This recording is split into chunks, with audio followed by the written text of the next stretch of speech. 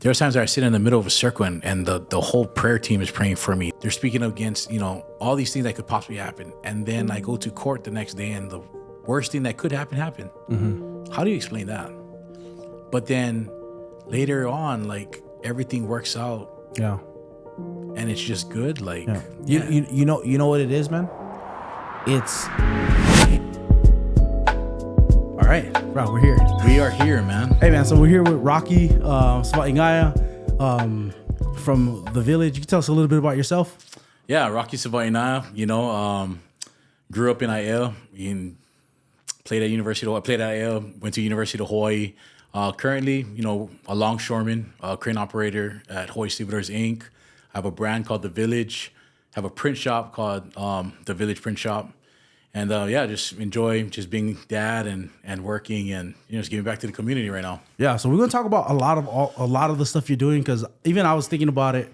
We've been trying to schedule this or sit down and talk about it for a long time, but bro, I'm busy, but you are busy, bro. Like, you are traveling, coaching, community service, businesses on businesses. Yeah. Yeah. So what has that been like, man? Juggling all of those things.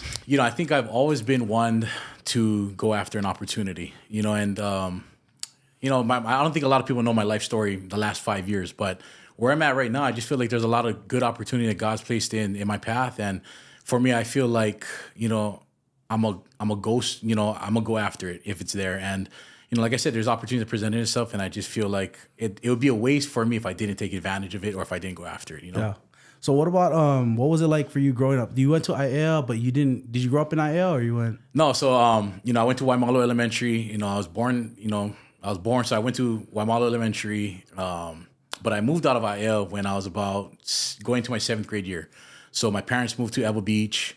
But for me, I just wanted to be with all my friends, right? So I begged my parents. They wanted to send me to a private school, but I begged my parents to just, leave me in IL, let me be with my friends. And, I'm glad that I did, because I got to carve my own path. You know what I mean? Went into IL high school and, was able to, where I fell in love with football. Back then we didn't have big boys. No.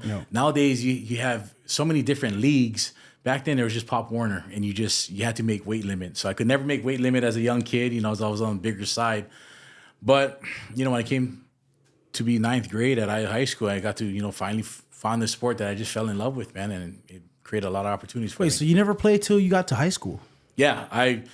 My first sport was soccer. I was going to the church, the LDS church, and we had the Velasco family that was, teaching people how to swim, and they were coaches for soccer. And that was my first soccer team, man, So it was a sport that they didn't have to have me jump on a scale, right? So I was just able to just go out there, put some short shorts on, put the jersey and just run around and have fun, man. But that was my introduction to sports, man, was soccer in 3rd grade. Bro, speaking of short shorts, they're in now. Bro, back in the day, it was the thing to have your shorts down to your shins, whoever had the longer shorts or the longer t-shirt was the thing. Nowadays, man, everything's fitted and the higher it is, the better it is, I guess. Bro, remember the pro clubs, bro? Like with the extra length, bro? Bro, that was the most popular thing. A blank white or black t-shirt, pro club, pro 5. Some Dickies? Man. With some Dickies? Yep. Bro, you guys did that in IL? We did, man. We did. I thought it was a white power thing. Nah, I think, that's just a high school thing. Yeah, that was a high school thing. But yeah, bro, the shorts are getting shorter. No judgment to anybody else. But so you grew up so you ended up playing at IL and started football late. When you started soccer, though, how you was at soccer? You was pretty good. No, I think, for me, I think that's why I'm a true believer in playing multiple sports. Even for my kids, like I try and push them to play multiple sports, because I think my belief is the more sports you play, the better athlete you become, So, soccer was a great introduction for me, running. I mean, around kids that were half my size, I had to keep up. It was never like, hey, Rocky, you go run to that tree while everybody else is running around the field. You know what I mean? Like, it was just whatever they did, I had to do. And, it forced me to just keep up. And, I felt like that was a great sports. It was a great introduction to sports, but also it was a great foundation for me, because soccer led me into basketball before I even touched the football, before I even got onto the football field. Yeah. Man, that's sick, man. I remember, I remember not knowing any football players that played soccer until Kaluka Mayava. I saw him. He was all-state in soccer and football. I was tripping out. I was like, Kaluka plays soccer. Yeah. By then, it was too late for me, Rocky. I never had the speed or the technique. I'll share a funny story. So not too much people know this, but I already committed to the University of Hawaii going my senior year, right? So I already committed to them. And, like I said, basketball is like my second love. But I didn't go out for basketball my senior year. I ended up playing soccer. I went out for the soccer team. I just had, some friends that kind of just was in my ear about, hey, Rock, you just got to go. You got to come out for soccer. It's your last year. And I had nothing to lose. You know what I mean? Like, I already was committed to University of Hawaii. And I've always been one. I've always been one to want to stand out and go against the grain. Do something that's totally different, right? And sure enough, man, I'll share this too. I went to Waianae to play soccer. And I never played soccer at that type of level, right? Because we're in high school. Mm-hmm. The last time I played was like AYSO and HISA when I was younger, right? In elementary. But talk about physicality in soccer. When we played Waianae, these guys, hats off to them. Like, they were a physical team. They were. And I'm thinking like, man, it's just soccer. Like, we played football. We played against Waianae's football team. Playing against soccer, I'm like, man, these guys is pretty beast. You know what I mean? So I'll never forget about that, man. That's nuts. So, bro, okay, I wanna ask this about playing Fry Air. Because I remember I'm younger than you. Yeah. But you played Fry Air. I remember you guys gave Kahuku some rub, man. 2006, I think it was. CJ Tausanga was playing. Was that around the time? Did you play with him? Yeah, so CJ was my classmate. Yeah. It's funny though, because my son goes to Koku now, right? So I always got to try and find every edge that I can represent with Aya in the mix. But my senior year, I mean, Koku was stacked. Especially Foca. I mean, they had a talented team. Koku always has a talented team. I mean, they're just rooted in the community. But we took so much pride in trying to stop the run. But man, we got smoked in the air, man. Did you guys? Yeah, like we played, I think, our first 4 or 5 series within the red zone. Did pretty well, but man, like Koku, they're a machine, man. Bro, I remember that though. As a little kid, I was watching that thing on OC16, and that's when you could do Katushes. Remember that? Yeah, you can't man. do that no Larry more. Price had the Katush team. The Katush team was there, and then I remember CJ Tausanga running for his life. But he was hustling that game. Oh yeah, CJ was he was an athlete, man. He was definitely an athlete. Great in baseball too. Yeah, man. Yeah, so that was cool. So you go there. What was that transition like for you, going from high school to college athletics?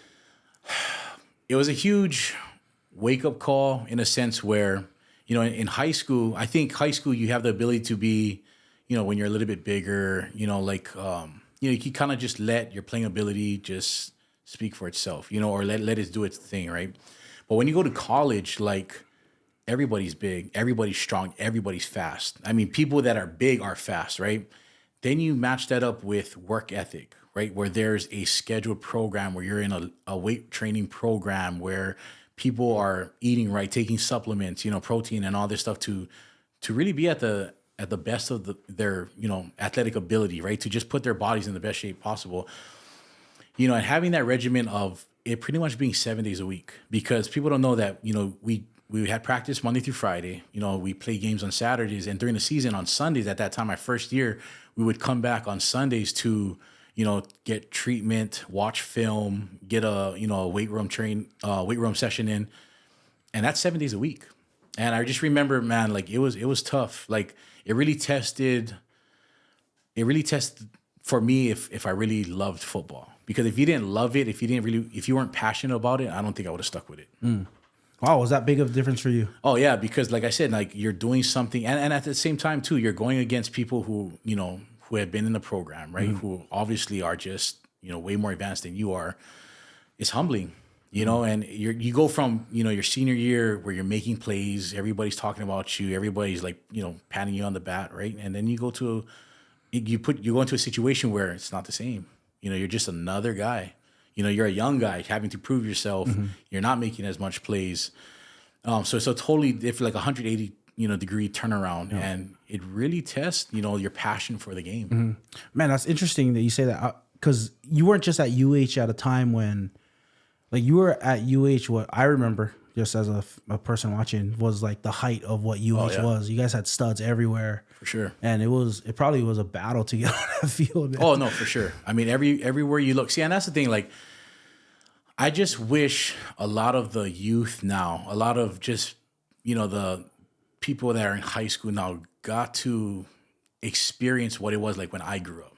Man, when I grew up watching UH football, you couldn't park around the stadium because everywhere you looked it was filled with people parking their cars, right? I remember my dad have to park his 4x4 truck down a ditch just so that we could have parking, right? Everywhere you look, it was just packed. And just, I remember like, I got to experience what a full stadium was like when the stadium was rocking, when, you know, like those walkways were shaking, where confetti was flying. To describe that atmosphere, like no matter what I say, wouldn't justify the adrenaline rush, that feeling of being there. Like you had to be there on a Saturday night to watch UH football, you know, and I wish that my kids got to see that, or just like, you know, the youth now, because it's, you know, UH is doing a great job in battling, you know, to come back and create that again and build a team. But, you know, like I said, when I was a little kid, those are the experiences that I had, you know? Oh, yeah. I mean, around the time, I remember one of my earliest memories of UH was everybody being excited about that Christmas. And I was a little kid. Like, I was 5th grade, I think, 6th grade, when UH was going to go play BYU on Christmas or something like that. Oh, yeah, man. And, bro, people, like, the kids were hyped. Like, the kids were talking about UH and what they were doing. And so that was kind of you guys were at, and you guys, that was at the beginning of them on the upswing. And you guys were kind of at like that peak when you played. Yeah. So, yeah, man, like I miss those days. You know, I just miss that feeling, you know, just like the memories for me, like going to the game with my dad, my mom, my family, it's priceless, man. Like I really couldn't explain how good of those memories, you know, how good those memories were, you know? Yeah. Yeah, man.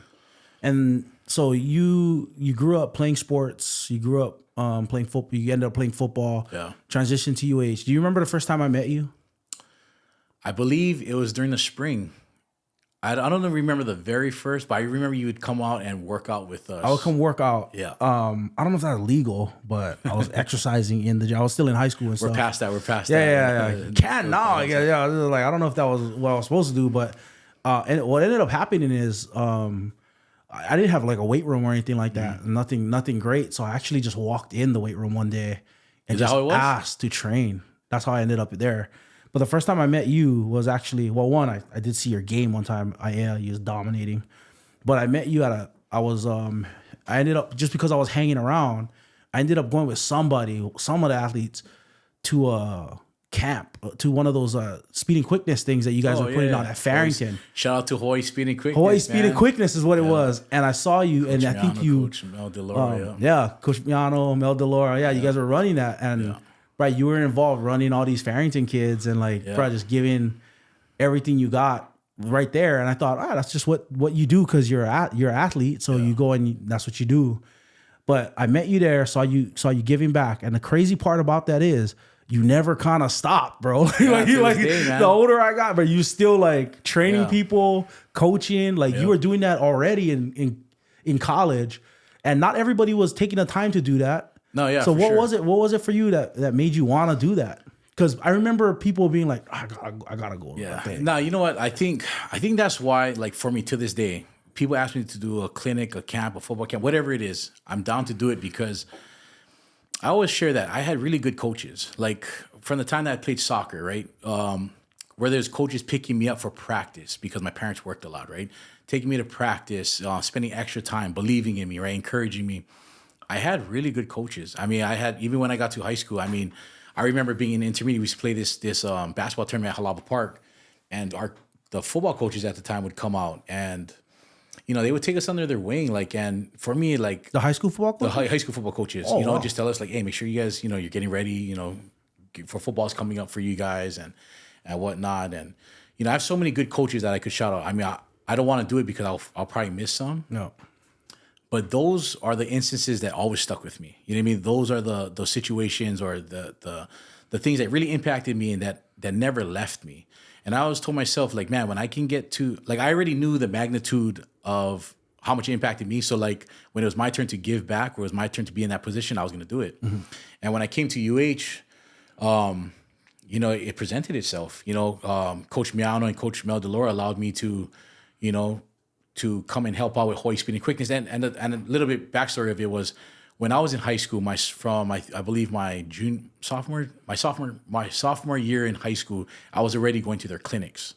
So on Saturday, Sunday, my dad or my mom would take me and I would do their clinics. Every Saturday, Sunday, when they had it. So I kind of grew up in the program. So then when it was my turn where I was at UH and I was able to give back, you know, it was an opportunity, right? Yeah. And it just took off. Like I just enjoyed, I don't know, I enjoy coaching. Like it's such a passion for me where I can work amongst the youth and just give back. Like it's so gratifying, fulfilling for me. Like I just never stopped. You know? Yeah. That's the crazy part, man. I always see it now. I see your videos online and you helping out the kids and the youth. And man, I'm sure, I know for a fact that your schedule's packed. Yeah. And you've been like you talked about it earlier, like being a college athlete, your schedule is ridiculously packed. And so to take the time, man, that's nuts. 'Cause Yeah. you could have been chilling.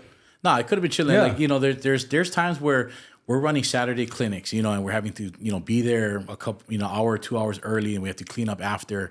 And that was in every weekend type thing. You know what I mean? So like, of course, there's times where I wish I was doing other things, but you know, I look back at it, man, like there's such a small window for all of us. You know, there's such a small window where we can give back, where we're relevant. You know what I mean? Where people want us to take the time to give back, to teach them, or to just spend time with them.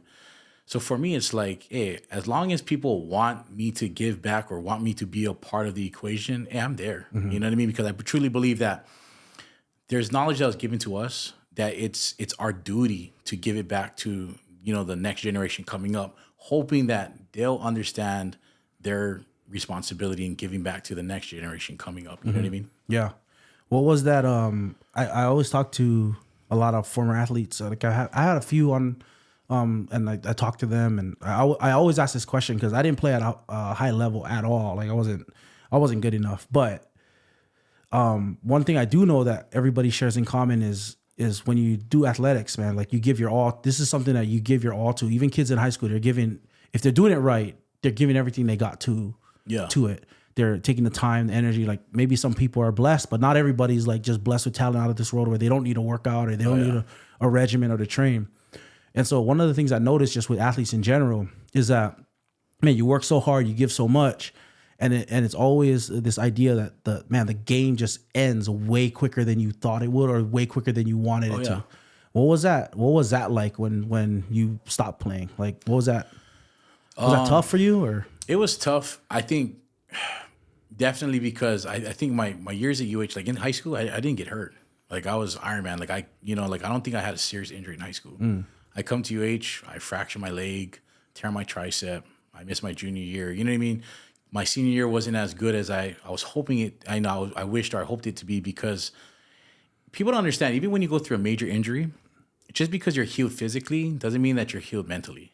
You know, like there's a lot of ifs or questions that you have for yourself. Like, man, will it, tear my tricep, right? Will it pop again doing the same motion? Will it, am I strong enough? Like it just, first everybody's different, right? But for me, those are some of the questions or things that I battled coming back from injury. Yeah. So and when you're coming back, right? You gotta learn that the season's not stopping. Oh yeah, well, you figure that out. My dad always said that from when I was a little kid. I mean, just in life in general, like time stops for nobody. You know what I mean? So you're right. You come back from an injury, like you got to play catch up, right? There's other people who are training. Everybody. As much as we're friends, it's a dog eat dog world because everybody wants to start. Everybody wants to be on the field. Everybody wants to have their name called, right? So yeah, like it was just tough. It's a transition where you think about it. It's not just in college, but from the time you start playing sports, you pretty much play sports competitively all the way until you get to either high school or college. Some make it to the NFL, right? Yeah. I was able to, have a tryout, and make a run with some tryouts. But after that, it's done. Like you'll never have that competitive, atmosphere or environment again. So it's shocking. I don't think it hits you initially, right? Because there's sometimes where you're going through training camp, right? You're going through 2-hour, 3-hour practice. You can't wait till practice is done. Yeah. You're in training camp and you're just waiting for training camp to just be done because, at the time at UH, we're sleeping in the dorm. I mean, we're sleeping in dance studios on cots, a lot of pros, a lot of cons, but you're just waiting to get back or you're just waiting for the next, thing to happen, right? But then once football or once you're done with sports, you miss it all. Yeah. Like till this day, like I'll meet up with our, a bunch of, our former teammates or friends, and we just reminisce like of the times that, we shared, whether it's on the field, in the locker room, just those moments, because those are just distant memories, you know what I mean? But it's memories that last forever, right? Yeah. And you just miss them because you know that you'll never have that opportunity again, right? Mm-hmm. So yeah. So I see you training like your kids, and you're really involved in their sports, and you're involved in a lot of kids' sports, but you're involved in your kids' sports, man. Is that something like you kind of instill in them, or is there anything that you kind of coach them up or teach them that you wish you knew before you went into it? My goal is that my kids will be 100 times better than I was. And I want them to have the foundation. Sports is truly a life teaching, it teaches life skills. And for me, I think the biggest thing that I want for them is to have the foundation of understanding that everything involves work. Everybody has the same amount of time. Everybody has a lot of excuses, but you have to put in the work, and I want them to understand, because even if it's not with sports, when you get to the work, the work world, when you get to other things in life, you may not be as talented as other people. You may not be as knowledgeable. So then you'll have to take into consideration, like, okay, well, I got to spend more time, right? That's more work. Mm-hmm. I got to invest in other things to get me to where other people are at, or to be better, right?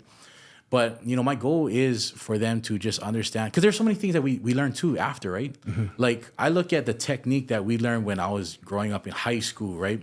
Compared to what I learned in college. Now you get, like, we coach, 12U, tackle football. I'm teaching the same things that I learned when I was a senior in college. So these kids they have to be better than I was. And that's the goal, right? The goal is not for any of us guys that, played at the collegiate or the NFL level or the professional level to come back and just teach the kids just a little bit, or some stuff we learn. No, our goal is to teach you everything we possibly know so that you can be the best athlete you guys can be, know? So whether it's I'm coaching other kids or my own kids, my goal is for them to be the best, that they can possibly be, and be the most equipped as well, right? Mm-hmm. How many kids do you have? 3. So my oldest one, Zayden, is a junior at Kuku High School. My middle one, Ryden, is 7th grade, and my daughter is 6th grade at Kuku Elementary. Yeah. Yeah, so we're pretty busy, man. Yeah, you're busy, man. Yeah. Dude, Kuku, different environment than yeah. Yeah, man. I mean, my family, my dad, they lived out there in Laie. So, our roots, are from, the countryside. Oh, they are from that side. Yeah, so. Not Eva Beach. No. But we love Eva Beach, so 76 South, 76, baby. And we had some good memories out there, too. I was able to buy a house, in Eva Beach. So, spend some time in Eva Beach. But, yeah, man, my family's roots are from the countryside. But I love it, man. Like, that North Shore community just can't be beat. Like, the way they love on everybody, the way, obviously everyone knows them for sports, right? Yeah. But just the community in itself, like, they take so much pride, like, just the spirit of that community just can't be beat. You can't find it anywhere else. I love Aya to death. Like, I would tell everybody, I'm Aya forever, like, but the community of, that North Shore community just can't be explained, man. They're second to none, man. It can't, bro. My dad had one guy. My dad was a contractor, and so he had a guy working for him, and this guy was like leaving work early one time during, like, I was just at the shop or whatever, and he's leaving work early to go to a Kahuku game. So I was like, oh, wow, okay, you going to the game tonight? He's like, yeah, I'm going. Random game, like they're playing a random team. Yeah. And I was like, oh, you leaving work early to go to the game? I was like, oh, wow, who you watching? Because everybody know you just go watch. Yeah. He was like, oh, nobody. I'm like, you just going to the game? He's like, yeah. I was like, did you play? Like, he didn't play? Yeah. He was just going to. He went to Kuku, lived in Kuku, and he just watches and supports the team, bro. No, that's crazy. That's how it is, and even away games, crazy. Yeah. Like, I've gone to a few away games, that Kuku has played in the mainland. They bring a bigger crowd than the home team, bro. And it's just because people. I mean, there's so many people that go to these games in the mainland that didn't even go to Kuku High School. You know what I mean? Yeah, they're just so, like, Red Raider. They're just so, like, into the community. They're like, oh, Kuku's gonna be, we'll be there. You know what I mean? But one thing I want to share is, we've been a part of teams, whether it's in the, the youth level, that we've gone to, playing the mainland, right? One thing that I love about this is the community alumni, I mean the alumni or the the school or just the community in general, no matter what state you're in, they will come out of the woodworks to take care of whatever team is in the mainland. Wow, really? I mean, whether it's soccer, pylon, a pylon flag football team, the football team, whatever team it is, no matter where they're at in the mainland, this community, this alumni community will come out and they will feed the kids every day. And, however long their trip is, they will feed them, whether it's breakfast, lunch, and dinner, create snacks for them, drop things off to the hotel so the teams have things. Like, it's such a great sight to see, man. And that's just straight up love. You know what I mean? That's just being poured into these kids, into these teams. Like, man, it's great to see, man. Yeah. Oh, Paul, we got to step up. I'll do a better job of attending a game in my own community. Oh, man. Because, I'm like, why doesn't everybody act like that? Like, why doesn't everybody like that? I'm like, I haven't. I don't think I support my community. I should. Yeah, we all should, man. Hey, we should. Yeah. More, man. Oh, man. So that's cool. So you're doing that. You finished playing, and then what was it like after? Like, what did you do after you finished? I was just hustling, man. Like, I didn't have a career at that time, so like coming back, I was in Arizona, trying, after I think football was officially done. Right? You were in Arizona with Ike? Yeah, with Chad Ike. Yeah. Okay, like, I didn't know that. Yeah, so I was Brashton Satele was actually the first one to train, going into our senior year, and when he came back, I was like, man, like just seeing his transformation and just hearing the stories of how brutal it was and like just how much he grew mentally. I think I booked my flight up like the next week or something like that. Yeah, so I ended up going there just before my senior year. Were you there with like Libre them, or were they before you? Yeah, no. So we all did our our pro day training with Chad. Okay. And I was there. Like I said, we stayed there. Past pro days. We had tryouts and whatnot, but. Chad just loved on every local boy. You know what I mean? Like if you had an opportunity, you even had a chance, him and his family welcomed you in, man. And, we just took over his house, took over the gym, like wherever you could, put your head down to sleep, that's your spot. Yeah, you know what I mean?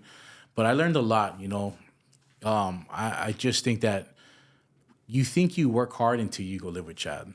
And that is just a whole different story. Yeah. But, he pushes you in such a way that when you leave his place, like you just have a different understanding of what work ethic is. And he believes in you so much that like you feel like you can't go anymore. He's gonna push you, and he'll make you understand, like, man, like you have it in you. You know what I mean? Yeah, that's awesome. Yeah, I remember that time. I remember a lot of the guys training up with Chad. Yep. That was before he moved back to Hawaii for a little bit. Yeah. And he was at Kaiser. His home school. Yeah. And then I just think the opportunity was better, for him. As much as he wanted to I know his heart. His heart was like, he wants to see every local athlete succeed. Especially for like the underdog, because he was an underdog himself for so long, you know what I mean, his whole life, right? So he truly just believes in these kids where he just wants them to succeed and just experience the next level. But I think the opportunity in the mainland was just a little bit greater, Yeah. I understand that. Yeah. Hawaii's a small market, but part of like for me, one of the things for me being back here is, and I don't know if this is like this for you, but I'm from Waipahu, grew up here, and one of the things that I always want to do for the community is I always wanted to try to succeed within the community, to make an impact and to dream big, because initially you grow up and in your mind you think to yourself, okay, success is like get out of here. That's what success looks like. And I'm like, man, why can't I be successful here? Like, why can't I live here? I know Hawaii is expensive. I know there's a lot of things working against you, but like for me, being back in Waipahu, being around like the community that I grew up in, and then going back to that community and pouring into them, part of me wanted to like make an impact here, and for kids to dream bigger than we ever did, than I ever did. Like dream bigger than, oh, maybe I can get to this privacy. Like dream bigger than that. Like you can make a big impact here, Yeah. And like there's a lot of people that like that are successful, but I always wanted to be, I don't know how the best word to say it, but present, Yeah. and inspire and be with people at the same time. No, talk about dreams, right? We grew up in a time where, when you dream big, right? Everybody tells you, all your teachers, all these people around you tell you, dream big.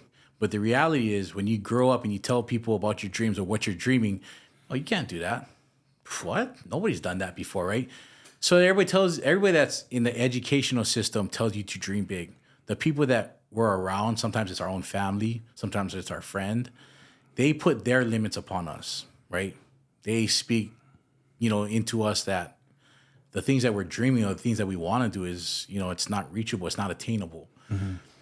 For me, touching upon the dream thing, I told my oldest son all the time, because right now he's in a situation where we're fighting for scholarships, right? We're fighting to get to the next level. Yeah. And sometimes he'll talk to me and I'll ask him like, "Hey, where do you want to go? Where do you want to be?" And he'll tell me some schools, and some pretty big schools, right? And I was telling him this: "Hey, I believe in you. Your mom believes in you. Your whole family believes in you. Everybody around you truly that love you believe in you. I'll never tell you that that school is too big or that dream is too big for you to reach. The only thing that I constantly remind him is that your work ethic better match up to what that dream is. Right. So all the things that acquire or is expected out of you, whether it's waking up extra, putting the extra days of training, right, to treating your body, whether it's nutrition, even if you don't want to do it, if that's your dream and that's what's required for you to attain that dream, you better match up with your dream. You know what I mean? Yeah. So that's the only thing that I would say that is different from my mindset from when I was younger to what I'm trying to, speak love or speak life into my kids is that anything that's attainable, you just got to make sure that you match up to that dream. Yeah. That you're not just a dreamer. Yeah, for sure. Like you don't want to be a dreamer and you just say big things and never put them to action. Yeah. You never do anything. Or expect that it's just supposed to happen and just, make its way and, it's boom, laying in front of you. Yeah. Because I really don't know anybody, that has ever just dreamed and it just happened. Yeah. Because not everybody talks about all these success stories. People forget that it didn't, these overnight success stories took 5 years, 10 years, 15 years behind closed doors, right? Oh, yeah. That wasn't shown to the public, so that's, for me, it's like, I truly believe anything is attainable as long as you work at it. Yeah. So how did the village get started? Because, so I didn't see you for a long time. Yeah. I've seen you doing stuff and everything. And then I start seeing the village come up. Yeah. That you're doing the village. So how did this all happen? Like, what is the village? So the village is, I won't say the exact thing because we're going to save that for another session, right? Yeah. But I mean, I'm talking about the idea, though. The idea. To do it. So the idea of it came about 5 years ago. So about 2018, I went through like the hardest time of my life. And like a breaking point, like where I was like depressed, suicidal, like just the darkest and heaviest time of my life. All of that. Yeah. Like just, the darkest, heaviest time of my life. And I think I should say it. So I went through a divorce in 2018. 2018 was the start of my divorce. I've never said that on camera. I've never said that in public. I've only kept that between my close friends, my close family. Hey, before you even go, because I didn't know we were gonna go, but before you even share more, like respect for sharing it. Yeah. Like, man, that's huge. Like, that's unreal. Yeah. I think the timing of this kind of is coming together because I just spoke to a youth group. One of my classmates, Joe Miller, invited me to ProSci to talk to his youth group. And, it was hard. I was trying to figure out how am I going to relate to kids that are in high school, right? No. And what is the angle I'm going to try and go about this to share with them just something about life. And the thing that came to me was everybody shares, when they're in a struggle, when they're in a storm, when they're going through something bad. But nobody shares about like what it's like after the fact, right? Where after you're not depressed, after you're suicidal, after, where things are not heavy burden, right? Heavy laden, whatever. So that was my angle to them. But like talking about it now, the reason why I don't feel shame about being a male, being in the position that I'm in, right? The reason why I don't feel shame is because there's so many people that I've been able to kind of just help guide, to help listen when they hear that I went through a divorce or I went through, what I went through. It allowed them, even if they don't act publicly or amongst other people, they'll message me, they'll text message, call me on the side, whatever, DM me, whatever it is. And they're going through the same situation, man. Yeah. And the thing about men is that when I started my walk with God, so I tell everybody, I feel like my walk with God started in my deepest of deepest, like just hell moments. I felt like, and that's about 2018. 2018, yeah. So that's like the first time when everything kind of just went like just into a whirlwind, and that was like the start of the process of my divorce. And then before we continue along the lines, like just going back so I can understand, you said that initially when this is going down, you feel so immediate. One of the reactions that you have is like ashamed that you're going through a struggle. Well, I put it like this: the reason why I feel shame is that, right, at this time I have one of the best careers I feel like in the state. You know, I'm so grateful for my job, right? So I have a great career. I have beautiful, healthy kids, right? We were able to buy a house before 30 years old. So we're hitting all these life goals, right, for people. Yeah. At that time, I think I was like the youngest crane operator, you know, on the waterfront at that time. So like everything is just truly like just lining up, just a blessing, right? Then boom, like everybody's like, okay, I'm married, right? So everybody's looking at like Rock as like looking at me as in like I have it all, right? Yeah. Then this divorce thing comes upon, and then it's like, was that sudden for you? Yeah, I mean that's a whole nother discussion of like, you know, I wouldn't say like the details of why it came about, but more so like I believe in how us as men can evolve, how we can mature, how the things that we grew up in as in like, oh, that's the manly thing to do, isn't really that manly, right? Opening up, being transparent, being able to talk amongst other men, share your feelings, right? Especially in the Polynesian community, right? Bro, don't talk about our feelings, bro. No, yeah, exactly, right? Nothing gets a Polynesian man more uncomfortable than I feel this. How you feel? How you feel? Like, tell me how you feel. Right? Your dad just go like, yeah, exactly. No, but that's what I'm saying. Like, I love our culture. We got the best culture. We do, hands down. But if we're gonna keep it 100, our culture also puts the pressure of us of always having to be strong. And what is that look, or what is that thing of being strong? It's nothing's wrong. Everything's all good. I can handle it all. That's why we got so much suicide. That's why we got so much people that's messed up. Is because nobody has an outlet to let all this weight, you know, be lifted, or put this weight somewhere, all this stress and whatever. And it just consumes people, man. Like, I never knew what depression was. Like, you hear the word depression, you don't know what it is until you feel it, until you wake up in a bed and wake up at 10 o'clock in the morning and still in the same spot, 6, 7 o'clock at night. Your day passes you and you're just like, you can't even move. You physically can't even move because you're just so like, just down and out. You know what I mean? Yeah. But that's why for me, I'm like, I'll put myself out there on a pedestal in a sense where, hey, you know what? If people want to rip me, or I've just accepted the fact that we live in a society that no matter if you do good, there's people out there that's going to rip you for not doing it this way or that way, right? Yeah. So at the end of the day, the thing that pushes me to continue to just walk my walk and do the things that I do is because I'm okay. The people that I know got my back for life. The people that really love me and genuinely support me will be there regardless of what happens in my life. And I know that there's a purpose in everything that I do nowadays, because, you know, like I see what it's done to help other people. You know what I mean?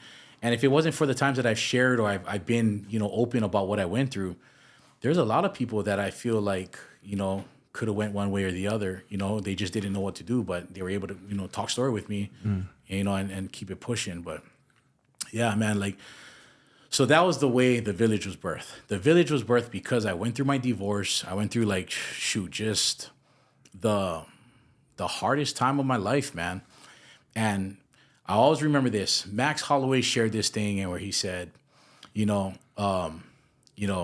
it takes a village to raise a child. He was going to a fight camp and he just mentioned that. And we always heard that as Polynesians growing up, right? It takes a village to raise a child. Mm-hmm. I looked around, I looked at the people I looked at the community that was around me. And if it wasn't for them, I wouldn't have made it through. There was some times that like, I don't think I've ever really shared this like publicly, but when I was like going through these suicidal thoughts, so like my kids at the time were staying with a mom in North Shore. Mm-hmm. And to make it clear, my kid's mom and I have a great relationship now. We went from like this, don't look at me. Like we went through this part of just, like, I mean, I could honestly say it's probably hatred, right? Like hate is a strong word, but when you go through, I would be lying to say that, it wasn't strong feelings. Like it was a hatred like that I felt, Yeah. But, there was times when I talk about being suicidal, like my kids were staying with the mom at the time during the week and, me driving out there. Everybody knows, like, I'll drive wherever it is to go spend time with my kids, be with my kids. And like I said, we're in such a better place now. I want people to understand, like, things get better. That's why I said, like, everybody knows the heartache and the hard parts. But after the fact, like, some people don't give them a chance, where they commit suicide or they end their life short. But they don't see, like, man, there's so much life to live. You know what I mean? They don't give themselves that chance to see after the storm. Where I'm looking at it now, like 5 years removed, I'm like, life is so good. Like I didn't even have this life prior. You know what I mean? But I used to look at my moments where I was driving to, North Shore. There'd be times where I would just so out of my mind, where I would just like, man, if I just didn't make this turn and I just went into the water, like, just end my life now. Like I remember times like I was going through a crane training program in the midst of my divorce. Like it was like I'm over here having to go through this training program to like prove that I could drive the crane. And I'm in the middle of a divorce. I'm going to court. I'm going like meeting with attorneys, and like it's just super bad. And there's times that I'd be in the crane and I'd just be like, man, if I tie my belt around my neck and I just jumped out the back, because there's a back door, right, that you come into the crane up there. Just hung myself, like, I just end all the problems. You know what I mean? Yeah. Like everything that I'm worried about or everything that I just dealing with just goes away. So I really had thoughts about that. Like something quick that would just take my life where I just end it. The thing that kept me going was the fact that I always would tell myself, it'd be so easy for me to end my problems. How would it be to be my daughter, my sons, to wake up the next day knowing that their dad killed himself? You know what I mean? For me, I wouldn't have to worry. But to be a young kid who at the end of the time, they were like 5 years old, 6 years old, or however old they were, how would you deal with that as a little kid to know, like, man, my dad's gone? You know what I mean? Like my dad committed suicide. Every day, that's something that I left with them. You know what I mean? Like, I left that problem, that thing that they have to deal with for the rest of their life. And they're kids. They imagine, like, that's me taking away their like that age where they're supposed to just live carefree. You know what I mean? Like where they can just be kids and not worry. They're already going through a situation where their family is breaking up. Yeah. Now their dad kills himself. And like, for me, I'm not on this world, so like I'm all good. But for them, they have to wake up with that every day. And I was sharing this with my boys' youth group. Like they're young. They were elementary at the time. But imagine when they go to like their senior walk or their graduation, and the family's supposed to be walking out for them, and like it's just somebody holding my picture. Like, wow, like, you know what I mean? Like I couldn't even imagine that. So, I know I kind of elaborated on a lot of stuff. Like this thing. I think that's the thing that struck me as you were sharing is, if people were honest with them, they've had those thoughts. Oh yeah. Like if people were honest, like there's so much difficulty in the world that if people were honest, they've had thoughts like that. Oh yeah. They've had those days. They've had those thoughts. But the thing that I want to just struck me, the second thing that struck me is when you were sharing, and what helped you seems to be that you could just get a split second of, let's see the long view here. Oh yeah. Like, let me just see. Okay, yeah, that's a thought that I've had. That's a thought that, man, that feels like that would be the best route. But to just get a little bit of a moment to go, boom, let me get the big picture here. Yeah. Like that. So the way I got that long vision, right? Yeah. The way I was able to see it that way is because of my walk with God. So I tell everybody, and I'm not knocking the LDS church, so I don't want anybody to take that, because we grew up, my parents, I grew up in the LDS church, and I have no bad experiences. Like, you know what I mean? But for me, it's just, I think I share in a sense where, like, like when the expectation is just to get up, go to church, like it was a routine, right? Mm-hmm. Now I'm in a position in life where I need something for myself. So I was training at UFC Gym, Waikele, and Inspired Church is right there. So I'm training. The only thing, I mean, I think that's like the common thing to do, right? When you go through like something hard, right? The first thing you do is like going back to the gym. Yeah. But there's also another thing too is I told myself if I personally was on this mission for self improvement in a sense where if I'm going to go through this hardest thing in my life, I want to learn from it. You know what I mean? Like I want to get something out of this.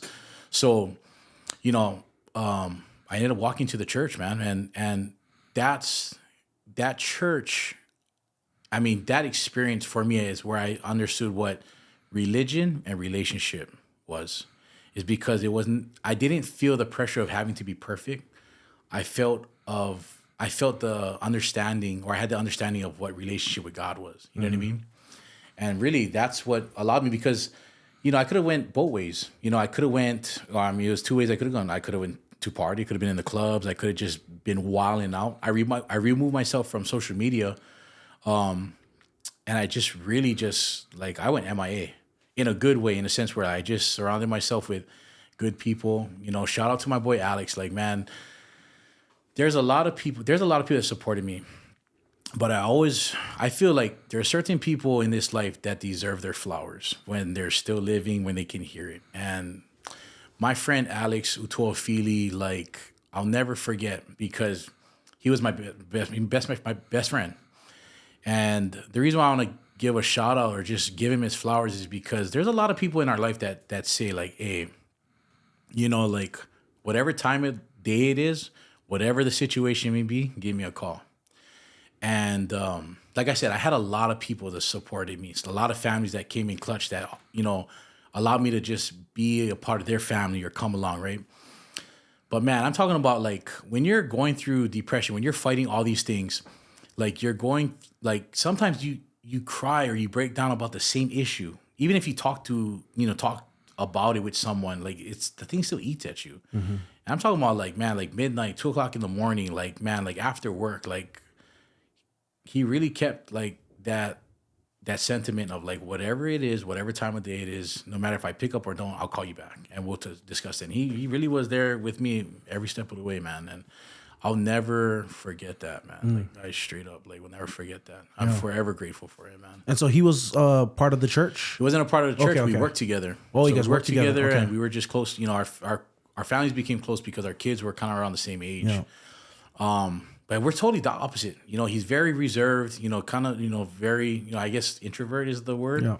I'm over here like, you know, everybody knows me. I'm a social butterfly. I talk to anybody, right? Social. But this dude, man, heart of gold, man. Yeah. I could never, you know, if it wasn't for him, I don't even know, like, you know, how I'd get through it. But all of these things created the village, you know, and like I said, I was in the right mind frame of really, you know, it wasn't a perfect road, but it created the village because it was community. The village is your community. You know, it's that safe, I tell everybody that asks me about the village, what is the village? The village is that safe place. It's that place of community where you can go and be yourself, where you can share the things that are supposed to make you feel shame, make you look, you know, downed upon, frowned upon, and just let it go, because that's your safe place. That's home base for you, that you can go. And for me, I never wanted to get into a clothing brand. Trust me, like that's like the most saturated market. Like everybody's starting up a t-shirt line. Everybody's got a clothing brand.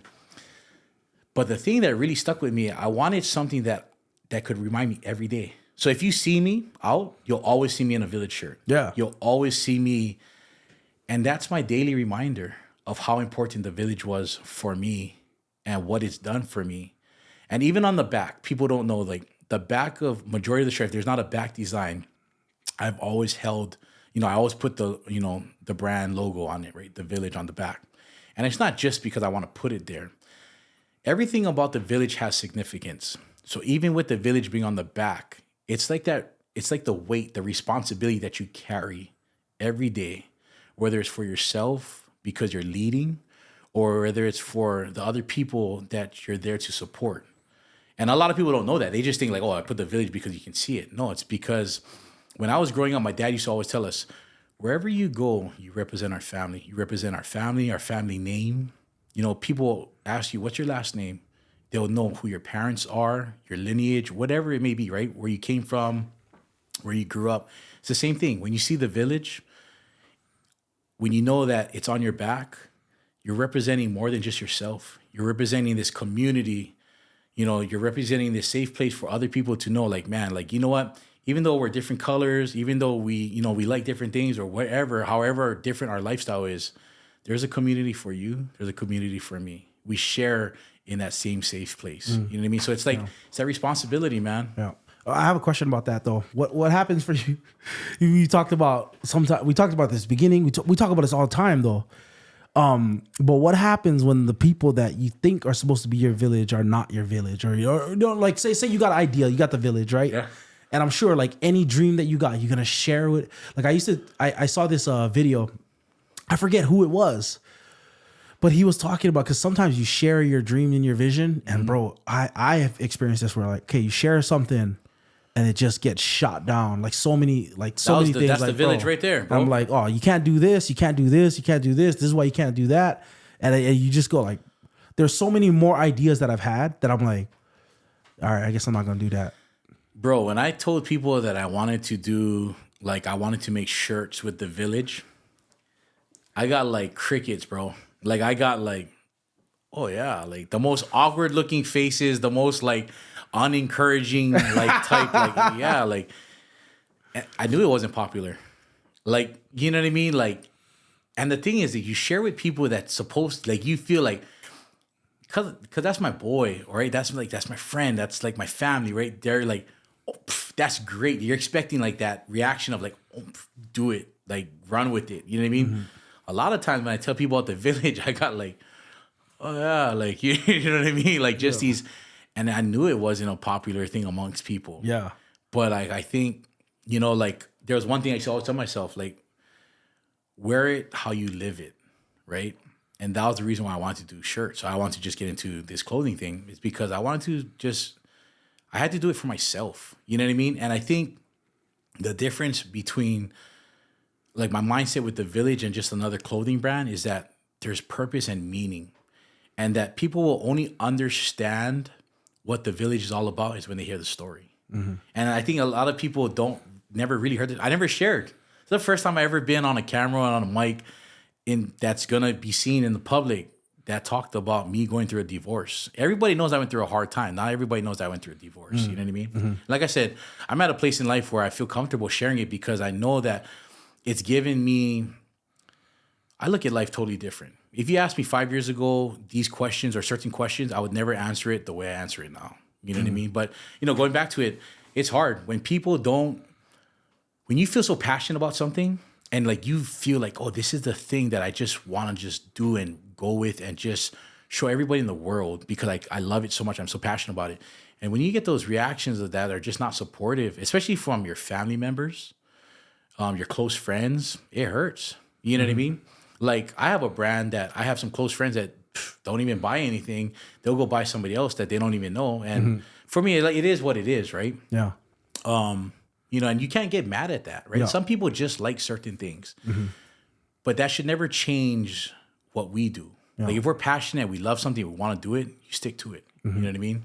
Yeah. But yeah, like it's hard. I always appreciated that about you too. Like, man, I think we reconnected like maybe 2020, 2021 or something. When I first came with this thing about the village. About the village. I reached out to you, we connected. But man, one of the things I did appreciate just as somebody trying to do my thing, like trying to do photos. I was just doing photos at the time, video and things like that. But just even the attempt, the fact that I had a friend that like would reach out to me and then like want to use like, you know, want to include me. No, yeah. It was a huge thing because like, I was like, man, like friends, like I've just learned, man, sometimes friends don't do that for friends. Like my friends will shop my price. That's what I've learned. Yeah. My friends will like, hey, let me get the idea so I can, okay, let me go angle somewhere else.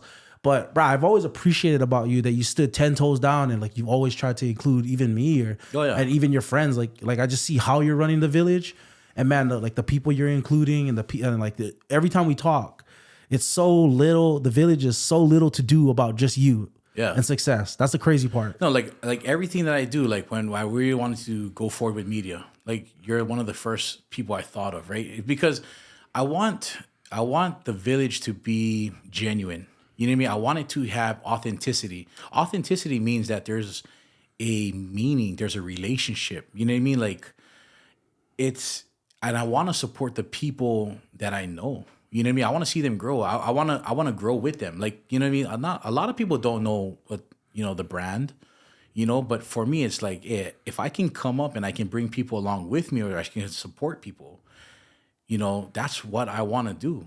I want to see people around me like, hey, if the people that know me know that I always try and support people that I know on the come up, because I want to see people succeed. The reason why, it goes back to how we talked about youth sports early.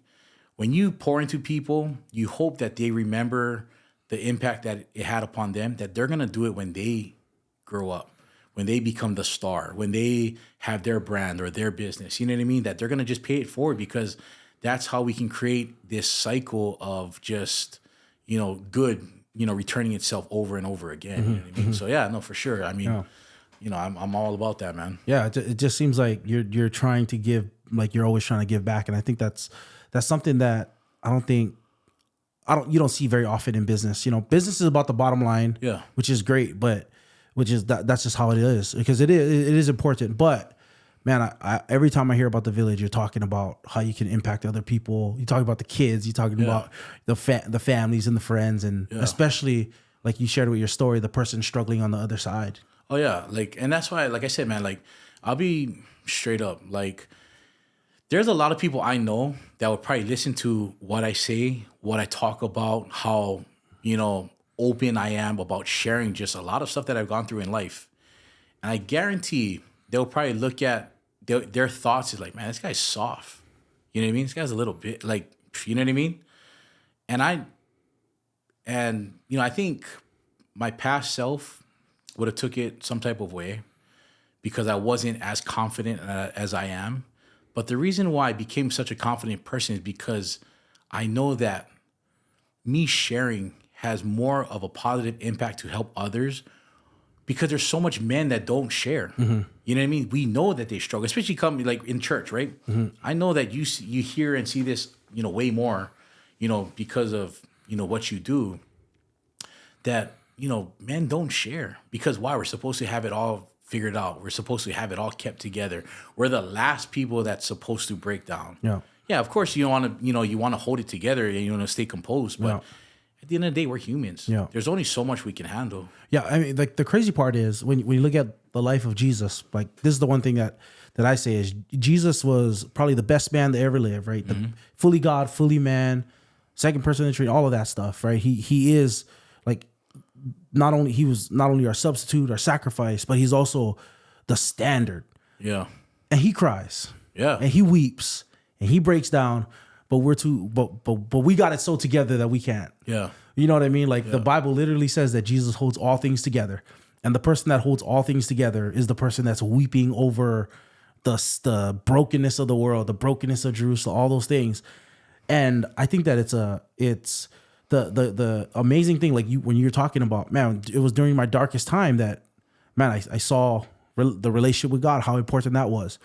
And I think it's like, people got to understand, like when you talk about the somebody like Paul or something like that, right? Like he says, like, man, I'm gonna boast not in my strength. He was an apostle. He was one of the most amazing Christian men ever. Like he wrote most of the New Testament, and he says, I'm gonna boast in my weakness, because God's power is made perfect, not in my strength, but in my weakness. And I think we got it so flipped as men that we think that God's power is shown through our strength. Yeah. When actually it's shown through our weakness, like you're saying. Yeah. Know? I mean, and that's where I understood what God's grace is, man. You know what I mean? Like, because to be where I'm at today, I don't have the most popular brand. I'm not making bazooka bucks, but I'm at peace in my life. Like this peace that I have in life, just like the relationship with my kids, the relationship that I have with my ex-wife, the relationship that I just have with people right now, bro, I'm at peace, man. Like for me, like being where like I'm like crying on the ground, praying because I just need an answer. I just need just this weight lifted off of me. I just need some type of direction, just like to be where I was and to be where I'm at now. Like for me, that's God's grace. That's what for me define what God's grace is. You know what I mean? And you know, like I said, man, like I boast in what I went through because like I feel like that's where my awakening was. Yeah. That's where life really began for me. Yeah. You know what I mean? And I think that's why I look at life so different. Like I look at, I'm not the perfect man, but I look at a lot of things now, and I just have so much gratitude for it. Yeah. You know what I mean? Like I'll just walk. Sometimes I just walk just to my car, walk to my job, and I'm just like, not all the time, but I'm just saying like I'm just really grateful just to be where I'm at today. You know what I mean? Yeah. Yeah, that's amazing, man. Yeah. So with the village, what is your goal for the village? Like what do you want what's your goal for when people see the village? What's your goal for that? When they see it, what do you want them to think? What do you want the village to stand for? What do you want, because what is your goal for that? My goal is I want to be so intentional to positively impact the community, not just with sports. Sports was the thing that I love that, gave me the platform that I have today, that created so many relationships that I have to this day. So of course I constantly talk about sports, but I want people to know that when they see the brand, when they see the logo, when they see or they hear the village, that they know that it's good, that we're in community. You know what I mean? I constantly say this to some of my friends. I'll probably go broke. I mean, I shouldn't say that. I don't put it out like that, but I would go broke. You're willing to go broke. Yes, thank you for correcting that. Bro, you're not going to go broke. Yes, I'm not going to be broke. wise, yes. But you're willing to. Thank you for correcting that. Yes, that's spot on. I'm willing to go broke to be an instrument to impact the community in a good way. Meaning that if I will give everything that I have. I'll give the shirt off my back. I'll give the money in my wallet, in my account, so that I can give back and be, that answer for a community need. Where there's help needed, if we can be that help, I'm willing to do it. Sometimes I go and jump into things that I don't even know how much it costs. I'm just like, because I just want to help. You know what I mean? Mm-hmm. Like, I just want to be like, if we can be the solution or be the answer to that problem, how can we be it? Let me know how we can be it. We'll be it. You know what I mean? And that's what I want people to know is like, it doesn't have to just be sports. Like, yes, we're sports driven a lot of times because that's where my relationships are. You know, that's what I went through. That's how I grew up. You know what I mean? But at the end of the day, like, shoot, if whatever it is, I want to be a part of it. Mm-hmm. I want to be the thing that intentionally puts good into this world. Yeah. You know what I mean? You know what's awesome too is you're doing it in a space that sports is kind of a given in our community. Mm. It's a given in Hawaii. It's a given among Polynesians too. It's a given, but you're doing it in a space that I hope inspires the next generation. Man, if it's not sports for you, because Polynesians getting diverse out here. Right? Oh yeah, they're getting diverse out here. Yep. But if it's not sports for you, like I got some nieces that, man, they're in robotics and stuff. They don't even do sports, and I'm like, but you're almost 6 feet tall and you're a freshman. Like, go play some sport. They're like, nah, I like robotics. But like, you're doing it in a space that's not sports, business. Yeah, entrepreneurship. I learned something, man. How can we give if we're empty? So I mean, like this, right? If you had a cup, other people had cups, and you guys came to me because you're thirsty. How can I pour into your guys' cup if I have nothing to give, right? Mm-hmm. And it's the same thing. Like I had a business partner that kind of shed light is because, like you said earlier, I really am willing to go broke to just help all these people. Mm-hmm. Like the people that know me know that I'll give before I even ask questions. Mm-hmm. But the thing is, my business partner before was telling me, like, the good thing with you, Rock, is that if you can be successful in this business, you already know that you'll steward the money correctly. And that stuck with me, where it pushed me to understand that I have to run a legitimate business so that I can be in a place where I can give.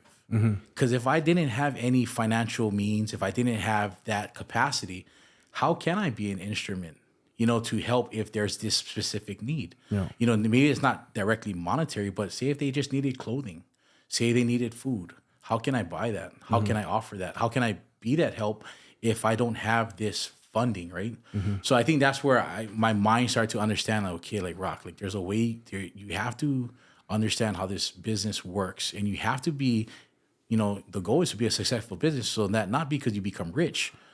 Dave Ramsey said this: if you want to be rich in giving. Mm-hmm. And that is something that stays in the back of my mind all the time in anything that I do, because when money comes in, it goes right back out. Mm-hmm. you know, and a lot of times I do a lot of things with my kids is because I want to have them understand and see firsthand that we can be the joy to so many people's lives by just giving our time. You know, I feel bad because they're young. And a lot of times I drag them into the shop. They are in the shop, They're bro. in the I shop, see bro. see like People know. 11 p.m. I'm like, oh, bro, I swear he was just working them out. They'll come, we'll go to a training and they'll go. And, you know, that was like me. I grew up like that. My dad was a farmer. I used to go deliver taro and banana with my dad before games in high school. You know what I mean? Like I'm working, my mom used to work for Hawaiian Airlines. So we used to fly up to my dad's farm. You know, he had a farm in Samoa, then eventually he went to the Big Island. But, you know, I was always around the work.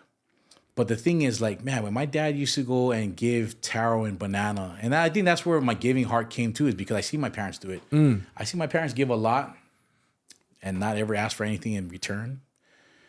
And I just seen, like, you know, sometimes I feel like they were taken advantage of at times, but then I also seen, like, how much people appreciate it. You know what I mean?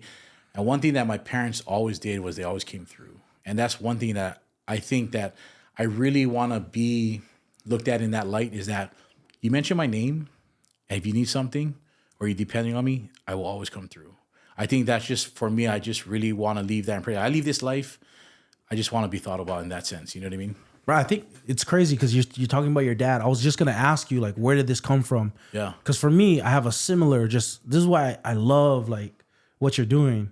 Because I have a similar, the way I grew up too. My dad and my mom are just generous people. And my dad's reason for starting businesses, from when I was little, my dad was like always, we had a clothing brand actually, bro. Really? We did 2 drops back in the day, bro. What? My dad made me advertise that thing, Taimane Wear. Yes, it was crazy. I was his models, bro. It was crazy. Nice. With little kids, but my dad was always trying stuff, right? Yeah.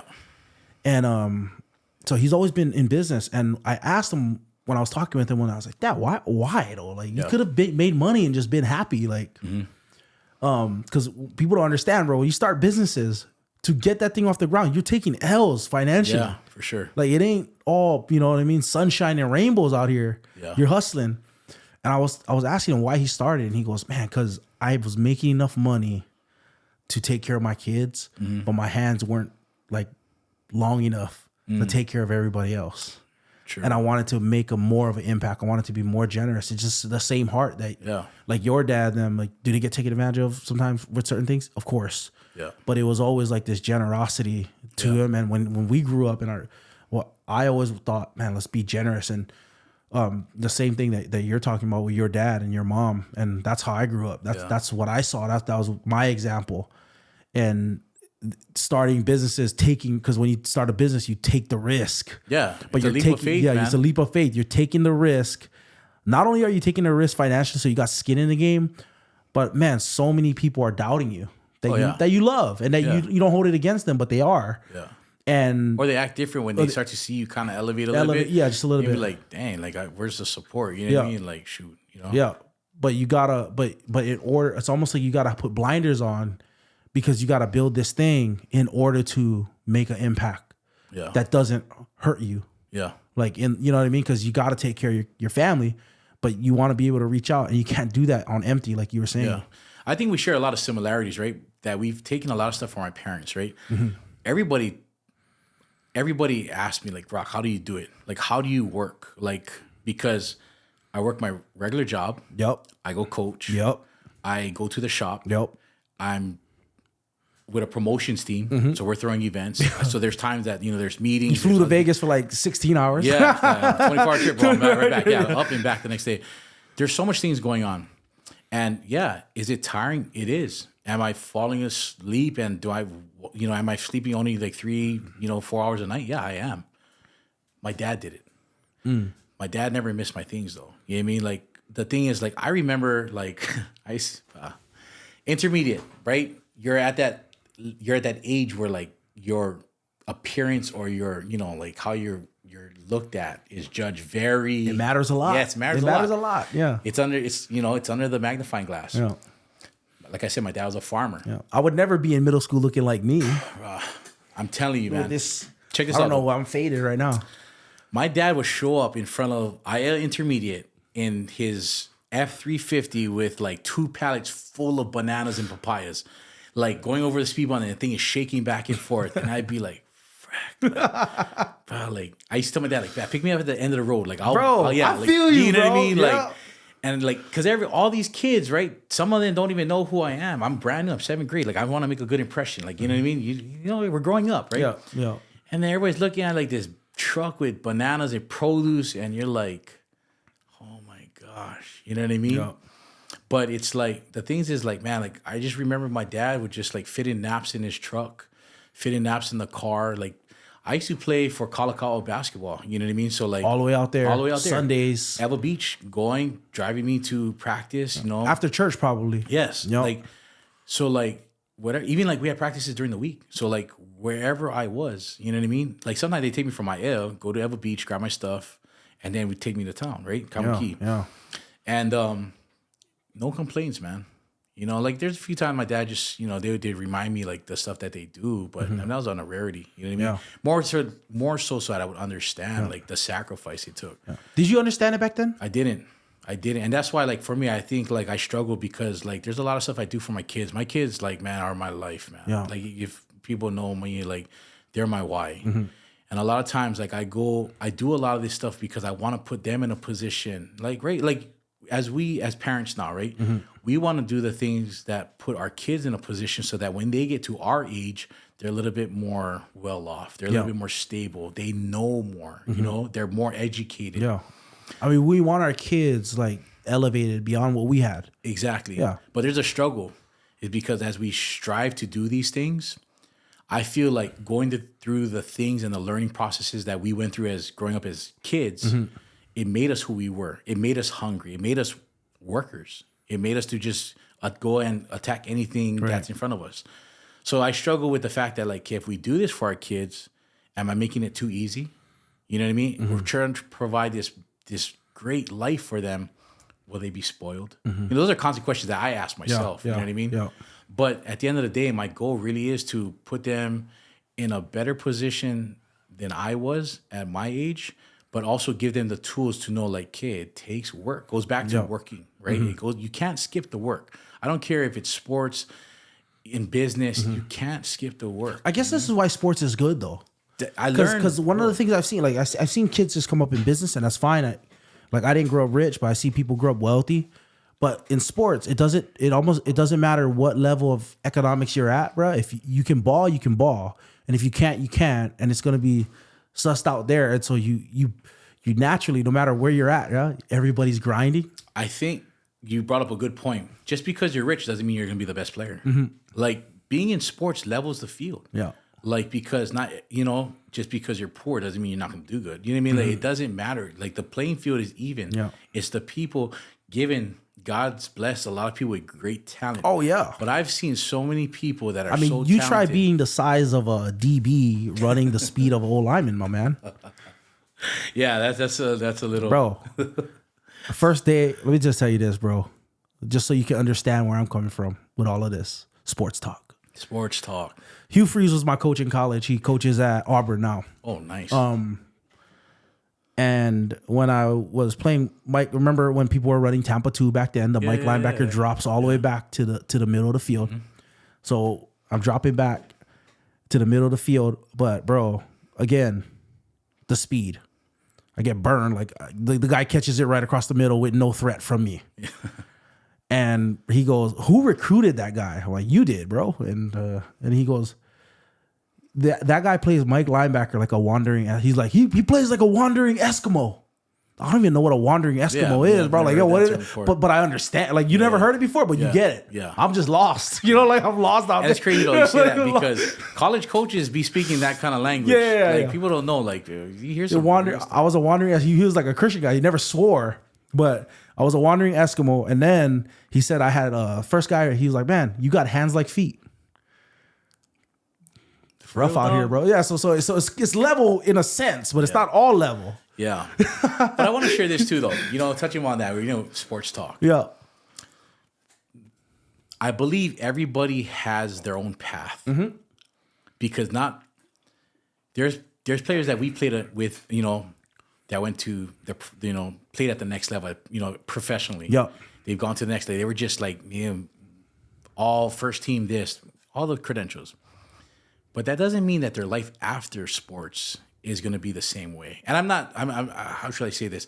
I'm saying it is because there's a lot of people that I knew that didn't have no limelight, that it wasn't in the limelight, that the spotlight wasn't on them. They barely played. Yeah. But they became such great business people. They have such a great life after that. The people that were starting, the people that were, all these whatevers, go to these people who were just in the background, who were just like maybe a scout team player who was just getting by. But their path in life was different. You know what I mean? And I've seen a lot firsthand that people reconnected in that sense where people are helping each other out, and that's the beauty of sports. Yeah. But it also, like, for me, it's like I want people to understand that, like, sports is only a small bit of your life. Right. You know what I mean? Right. But also too, it doesn't dictate. You learn a lot in life, but it doesn't dictate. The way your sports goes doesn't dictate the way your life is going to go. Oh, yeah. If you know what I mean? Yeah, no, I understand that. But man, because you're right. Like, there are a lot of people that no matter what, right? Like, it can't be your only identity is your sport. Yeah. Like, we're because it's the same thing. Like, you're allowing this thing to dictate your value and your worth, right? Yeah. And that's just not the case. But you need people around you to remind you of that. You need people. It's so easy to get wrapped up in it that I feel like, man, one of the things that I love to do, I love any athlete that comes through our church or anything like that and I interact with. I like to take care of them because I understand, man, they're putting in so much work, and you just want to be there for them, not just during their success, but when the crowd goes away. Yeah. When people aren't there, like, I got family and friends and cousins, like I got that, man, I see it. People come around when you're balling. Yeah. And then they disappear when you're not. But man, like people that are really there for you, they're there for you no matter what. Yep. And and that's life, man. Yeah. In that place where you're an athlete, especially at the collegiate level here in Hawaii, like, you are it's like the pro team. Right. Hawaii is the pro team, right?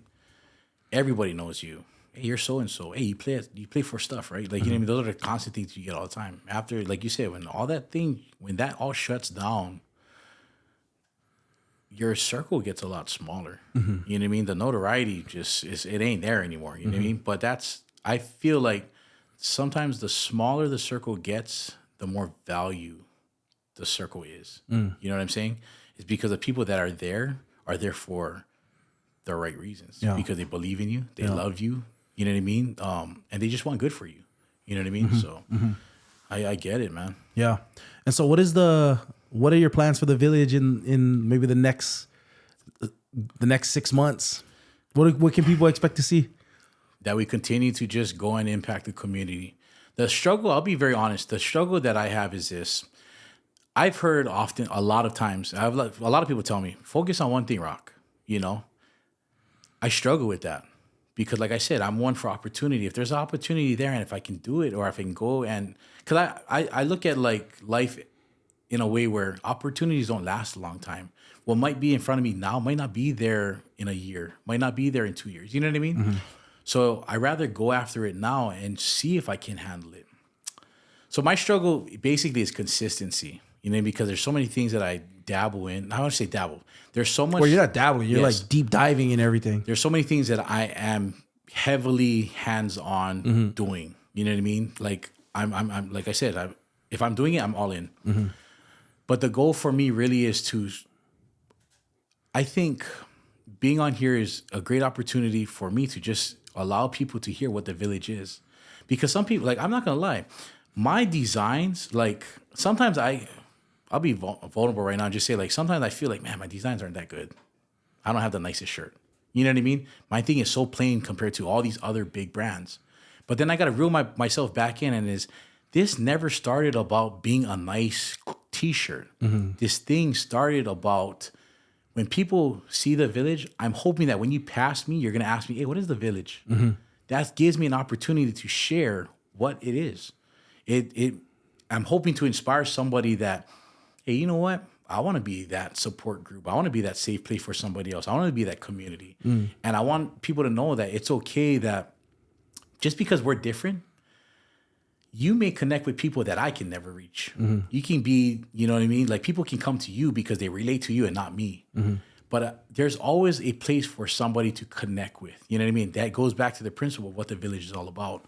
But my goal really is to continue to grow and be a tool that can help resolve or help answer a lot of what the community may need currently. You know what I mean? In any, like I said, it doesn't have to be in sports. Yeah. But if there's a need, I want to be, something. I want to be a tool, an instrument that we can just be that helping hand. You know what I mean? That's really my goal, man. That's my heart. And like I said, I got to keep it real with myself. It's never been about just the T-shirt. Yeah. It's been about the message. I want people just to know. In 6 months, I want people to know what the message of the village is about. That's my goal, man. Yeah, that it's not just clothing. It's not, man. Yeah, that's really good, man. I think I love the concept of it. I love what you're doing with it.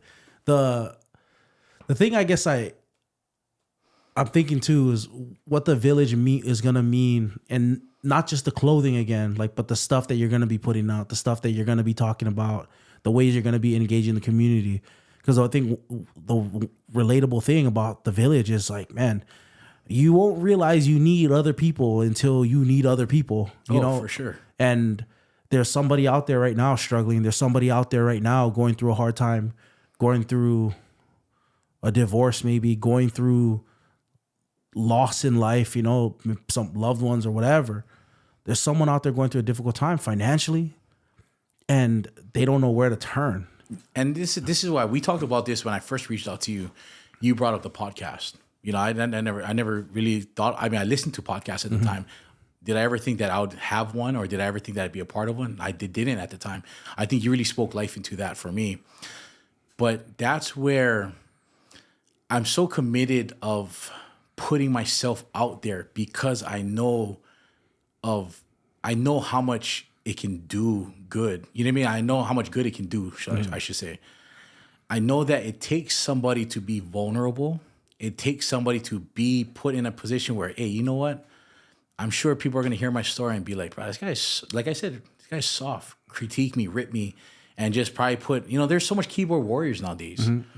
But like I said, I've come to a place to be so confident in knowing that, hey, you know what? Everything that I went through shaped me to be where I am today. And if it wasn't for those moments, if it wasn't for, the people, the community, the village that I had around me, I would never make it to where I am. Yeah. So I knew how important it was to have those people support me and get me through my time. That's why I'm willing to put myself out there. Yeah. It's not because I just want to, for cap, you know what I mean? Like for all this clout where people like, hey, look at me, like hear my story. Like, hey, I went through divorce. Like, no, it's not divorce till to this day. Like, shoot, I mean, it ain't the most greatest thing I want to just share about my life story. You know what I mean? Yeah. Like you hope that eventually, right? Like, and what you're doing now, and this is the other thing I want to hear, not just the struggle, but the victory that comes after, the victory that people don't see, the coming through, and that's what I mean, the overcoming part of it all. Like how many times do we hear people talk about like their struggle? Like, I'm in this struggle, I'm going through this problem. We don't hear what it is after. Like I said, I'm 5 years removed from this. You know what I mean? My thing was like a roller coaster. I've seen the lowest of lows, and where I'm at now, I would never. 1 Corinthians 2:9, I believe, no eyes seen, no ears heard, no mind has conceived for the things that the Lord has for those who love Him. When I first walked into Inspired, that scripture has always stuck with me because I didn't see all of these things that I'm currently in and doing when I was at my lowest. I couldn't even see the next day. Now, where I'm at right now, like, man, that's all God. Yeah. When why I play God did just because I just read God did. Yeah, God He did. Made all of these things happen. He created all. I wasn't a part of promotion. Promotions wasn't a part of this. You know what I mean? Yeah. Like I didn't have a clothing brand at the time. I didn't have a print shop at the time. Like I didn't have these businesses going. I didn't have all these other opportunities. I was just a longshoreman at that time. You know what I mean? I was just getting into my, which is amazing. Yeah, I was in the middle of my career at the time. I was just like in the middle part where I'm at right now. But what I'm saying is that I could never see all the things that I'm doing now in that time.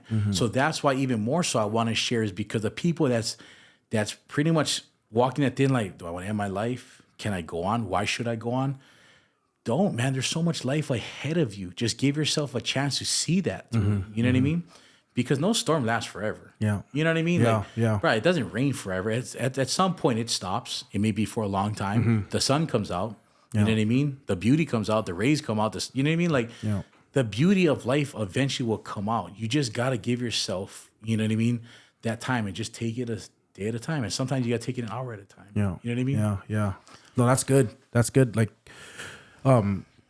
just I hope that resonates with the people that's struggling right now, you know, like that are in that right now, that they know, man, it's not all dark days ahead. It doesn't have to be. And that's why I love this, what we're doing right now, is because when you look at a podcast, a lot of times the people that are on a podcast have like thousands and thousands of followers. They have this huge influence. This is what I believe. And this is why even more so I wanted to do the Village podcast, was because of the fact that everybody has a story.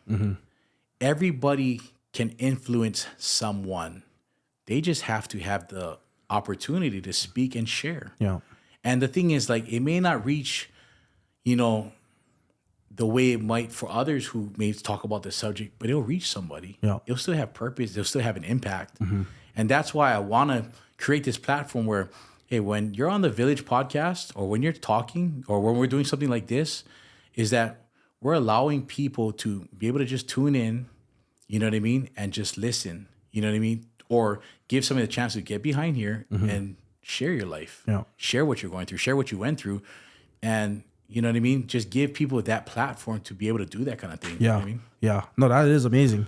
And I think that with you leading with honesty, I think that that's going to be the thing that gets it going. One thing I noticed is, like, even with my own friends, is I have to, the way I show that this is a safe space, the safe place to talk about where you're struggling, or your heartache, or the things that you're going through, is by leading and being open first. Yeah. And you don't always, like, it doesn't always feel good. And there's times when, like, man, you share it and, like, all you hear is crickets, and it's almost like, okay, I'm the only one with mess in my life right now. You know, like, my friends all talk about their struggles in the past tense, but me, I'm going through it, but I can't. And so I have to lead the way in sharing, okay, here's where I'm struggling, guys. Here's what I need prayer for. Here's what I need from you guys. Yeah.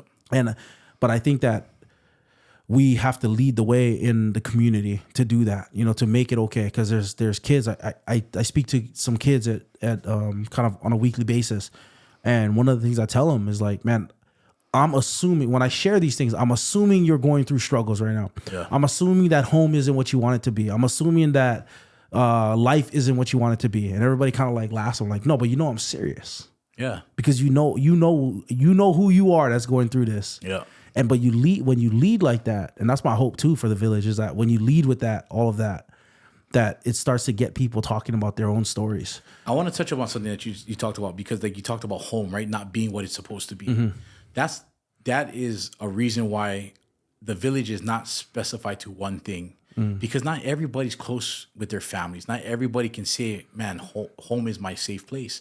Sometimes it might be the gym. It might be their CrossFit stuff. It might be their chess club or their book club after school, the library. You know what I mean? Yeah. But to identify, you just got to identify, like, where is home for me? Where is that safe place? Where is my village? Where do I consider that place where I can go no matter what's happening in life? I can go with the understanding that I can just be me. I can just let loose. I can just breathe. Yeah. I can make it to another day. You know what I mean? Yeah. That is a prime example of what the Village is about for me. Yeah. So I guess a part of the Village then is identifying who that is, identifying those people in your life. Recognizing you can't do it alone. Nope. Right? Like there's that drop you did. It takes one to raise one. Amen. You can't do it alone. Automatic. Like, let's not even argue that point. Yeah.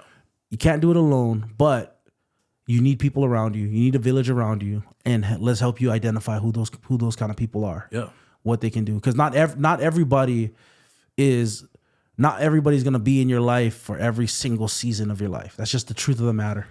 Bro, you said it perfectly, man. Seasons only last for a certain amount of time. You know what I mean? And you know, that's a true statement, man. And some people aren't off season.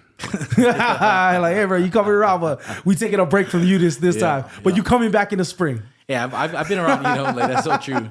But even like friendships, man, you know, relationships, friendships, man, like some of the people that you think that you'd be around forever, you know what I mean? Yeah. I mean, divorce taught me a lot of that too, but but like your friendships, some of the friends that I thought that I'd always be around, that we'd always have something in common, we grew out of that stage, right? But there's other people. You evolve, right? It also depends where you are, what stage of life you're at. You know what I mean? So those stuff dictates. You know what I mean? Those seasons of your life, right? Yeah. And for all those friends out there, it doesn't hurt to just share our stuff, man. Amen, man. Like, share, comment, subscribe, bro. Take a minute out your day. Hey, you can be a part of the village right now. Yeah, exactly, right now. man. Hey, the thing too is like this, right? Like, you don't even have to buy. Sometimes, like, right, you don't even have to buy anything. It's not even just for me. I'm just saying that you don't have to buy it. But when you repost something, when you share something, when you comment on something, bro, those things is huge. Yeah. You know what I mean? Yeah. Like, I'm like, wow, like, you know what I mean? Like, it just a reshare would have helped. You know what I mean? Just a little love. Just a little. I'm not asking you to save it. Exactly. Just share them, bro. Like, it matters to me. I will read all your comments at this point. Yeah, exactly. But yeah, man. I want to know, what has been your biggest struggle in entrepreneurship? Consistency. I mean, I think that's what it is. Like, you see that you're not even talking, like, usually what people would say is like these other things, and you're just like talking about yourself. No, it's about myself. Like, the thing is, like, it's really about myself. Like, I feel like I really can't do anything. The reason why I can't do a lot of things is it goes back to myself. Sometimes I'm spread thin. Sometimes I feel like I give, and this is why I say, like, I can be honest. Like, sometimes I feel like I give myself too much credit. And what I mean by that is, I'm coaching, I'm working, I'm doing all this. I'm like working 7 days a week. You know what I mean? I'm doing all these things. So like, I deserve a day off. I deserve to not go. You know what I mean? Those things kill the momentum a lot of times. You know what I mean? I think maybe some of the answers you're probably looking at is like, sometimes it's the support. No. There's a lot of people that I feel like that could support me in certain ways, that could help get me to, like, to elevate to another level. Whether it's sales, whether it's just sharing, No. you know what I mean? Who have these platforms, who have these, who are connected to these, who have huge influences. I think those are some of the things that you're probably looking at. But for me, I think at the end of the day, it goes back to myself. The thing that I struggle with the most is consistency. It's because I get motivated a lot, right?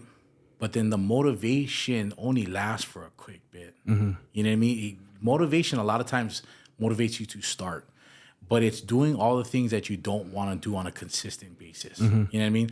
Like, if I know that I got to get into a shop, I got to get into the shop, or I got to go do something. But say I just came home from a long day of work. I was already at the shop. I'm at practice, and I get home at the end of the day knowing that I still got to knock out a couple more checklists. Am I going to push myself, or do I put it off and be like, I'll catch you tomorrow? You know what I mean? So for me, those are the things that I feel like go back on me as a person that I got to push through, because really consistency is just doing the things that you got to do every day. You know what I mean? On, just over and over and over again. And that's what I feel like. I really feel like my struggle is consistency. And I share that because I'm sure there's a lot of people that struggle with consistency. They probably wouldn't say it. Yeah. But I will. Yeah. You know what I mean? Yeah. Like, I would do a disservice. I would do no justice in being on this mic and just spitting a lot of bull.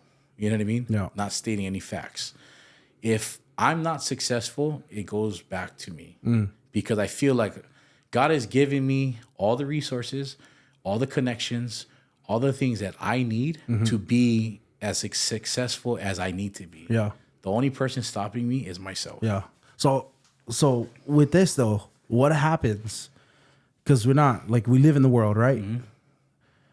What happens if the things that you are hoping for and looking for with the village and with all the businesses that you're involved in, because you're also doing print shop, you're also doing the promotions.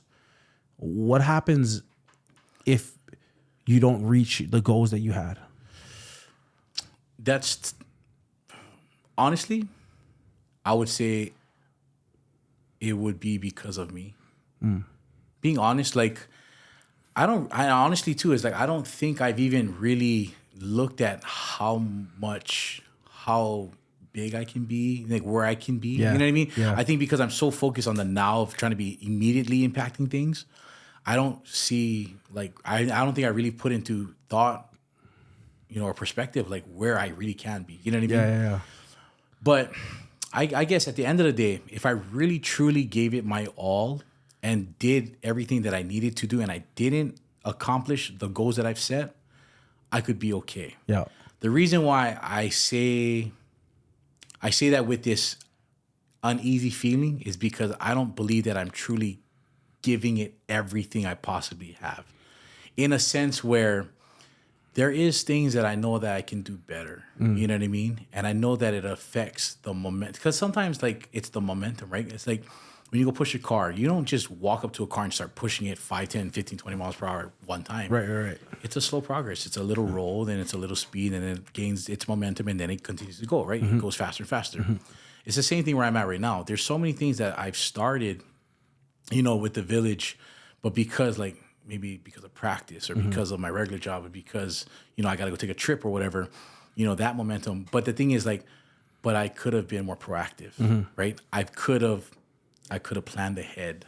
I could have done other things that still helped me accomplish the things I needed to get done, but I didn't, right? So like I do a lot of self-reflection. Yeah. You know what I mean? There's a lot of things that I feel like, and I don't think a lot of people do that. You know what I mean? Like people probably give a lot of stuff, but for me, like I said, I would do a disservice if I'd be up here and say, blame it on other things. Yeah. I really do feel like in my heart that I can truly attain anything that I want to do. I believe in myself that much. Like I bet I put my money on myself, but I also know that I get in my own way. Yeah. Because I'm not proactive sometimes, or you know what I mean? Like, it's like I was the type of person that if a paper was due in 2 weeks, I'm that dude that's like writing the best paper the night before. You know what I mean? Yeah. Like you partied hard. Yeah, like or just like I put you had it a good off. time. You had a good time for Everything 13 else, days, yes, but exactly. that last day you gonna grind. Exactly. And like for sometimes it's like I get a thrill. You know what I mean? It's like sometimes I get this thrill of like coming up of like putting this, like making this awesome paper where this, the teacher, the professor reads it and like, damn, this is a pretty good paper. But imagine how much better it would have been if I did like I lived with La Pepa, La Pepa Lituli. Oh, bro, voice of an angel. Yes, bro. man. So shout out to my cousin and Antoine, like that was fams, man. I lived with them, right? So I moved out of my dorm room and I ended up staying with them. But long story short was, Tua would be the type of dude like where if an assignment was given that day, he'd go and work on it that night. You know what I mean? And I remember there was this time that me and Peppa had this paper, this like 20-page paper due, and we ended up like the night before, we had like every sugar possible to stay up. We had like 10 Simons ready to go for the long haul. We was like eating cereal because like we're just up all night, and we ended up getting the paper done. And bro, like, what was Tua doing at that time, bro? Tua sleeping, like sleeping, having a blast. Like, I think he actually went out that night. You know what I mean? Went to the movies or something. And everybody probably looking at this like, oh my gosh, like come on, Rock. But that's like sometimes like I feel like I tell people like, is it a good thing or is it a bad thing? Because sometimes like it's the thrill of coming through, right? Bro, I ain't never heard this, bro. Like I promise you, bro. I went to Iolani.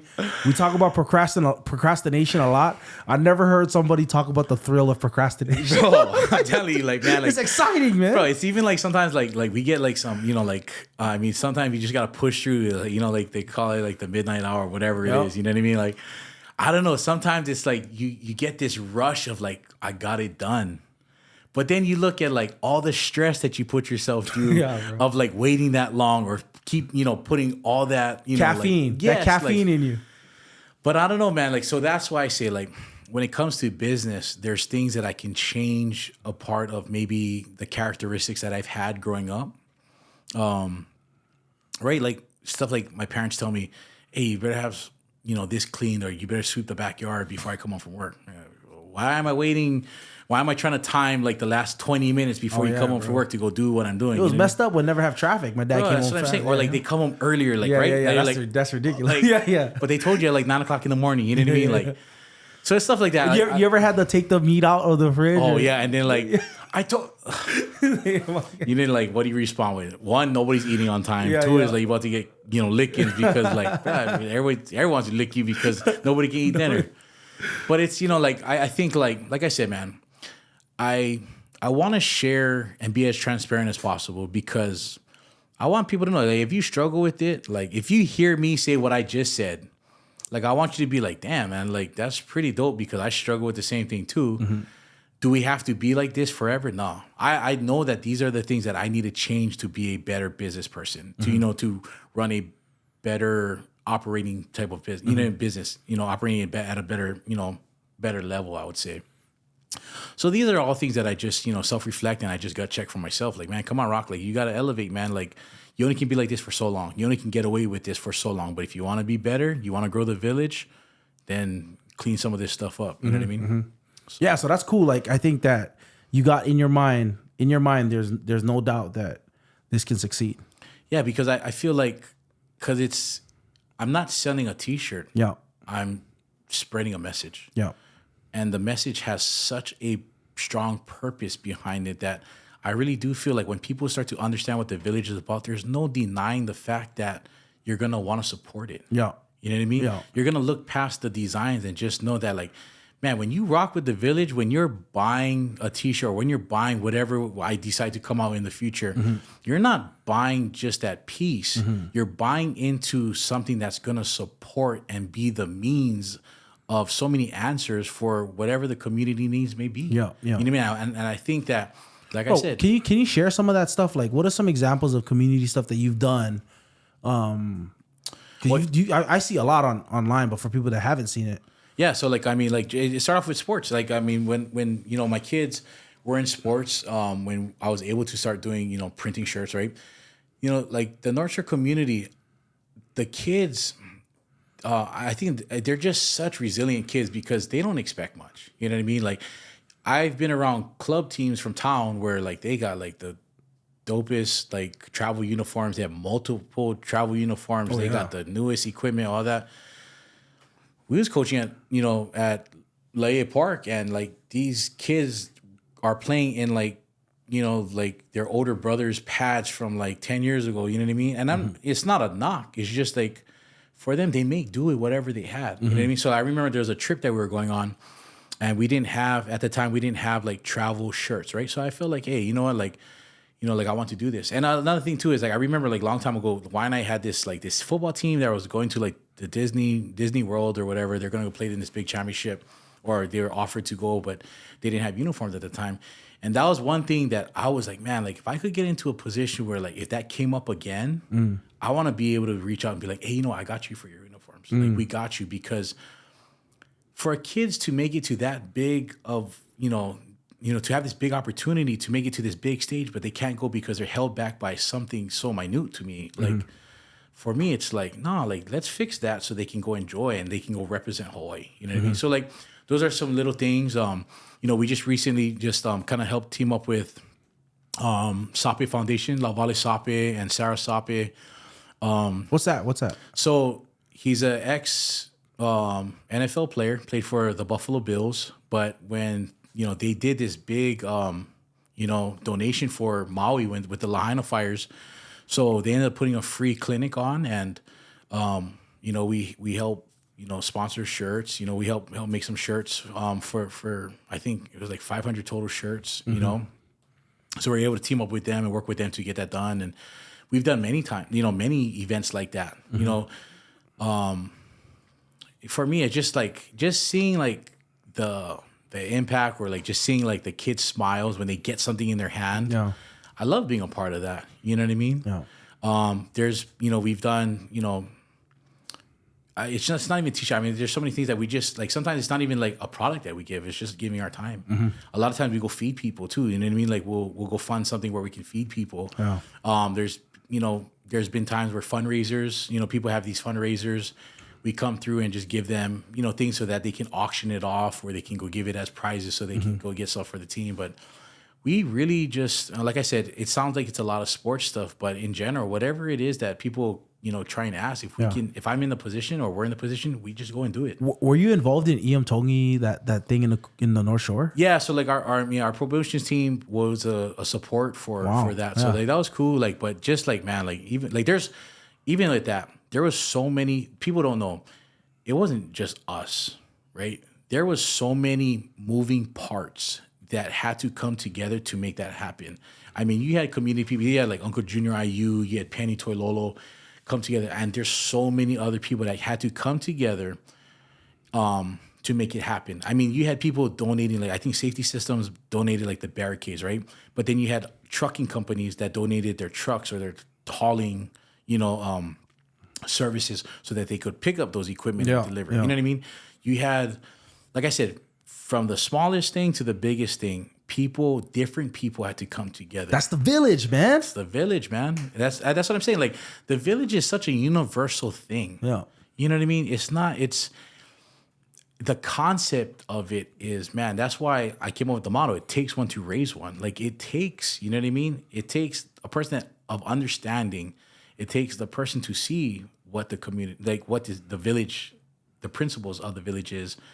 When you understand that, you understand how important it is to go out and support other people, to be a safe place for other people. And that's what I mean, man. Like, that's why I feel so strongly with the village, man. Like, I feel like it's a part of our everyday life. Yeah. Bro, I have a question about the village. Yeah. So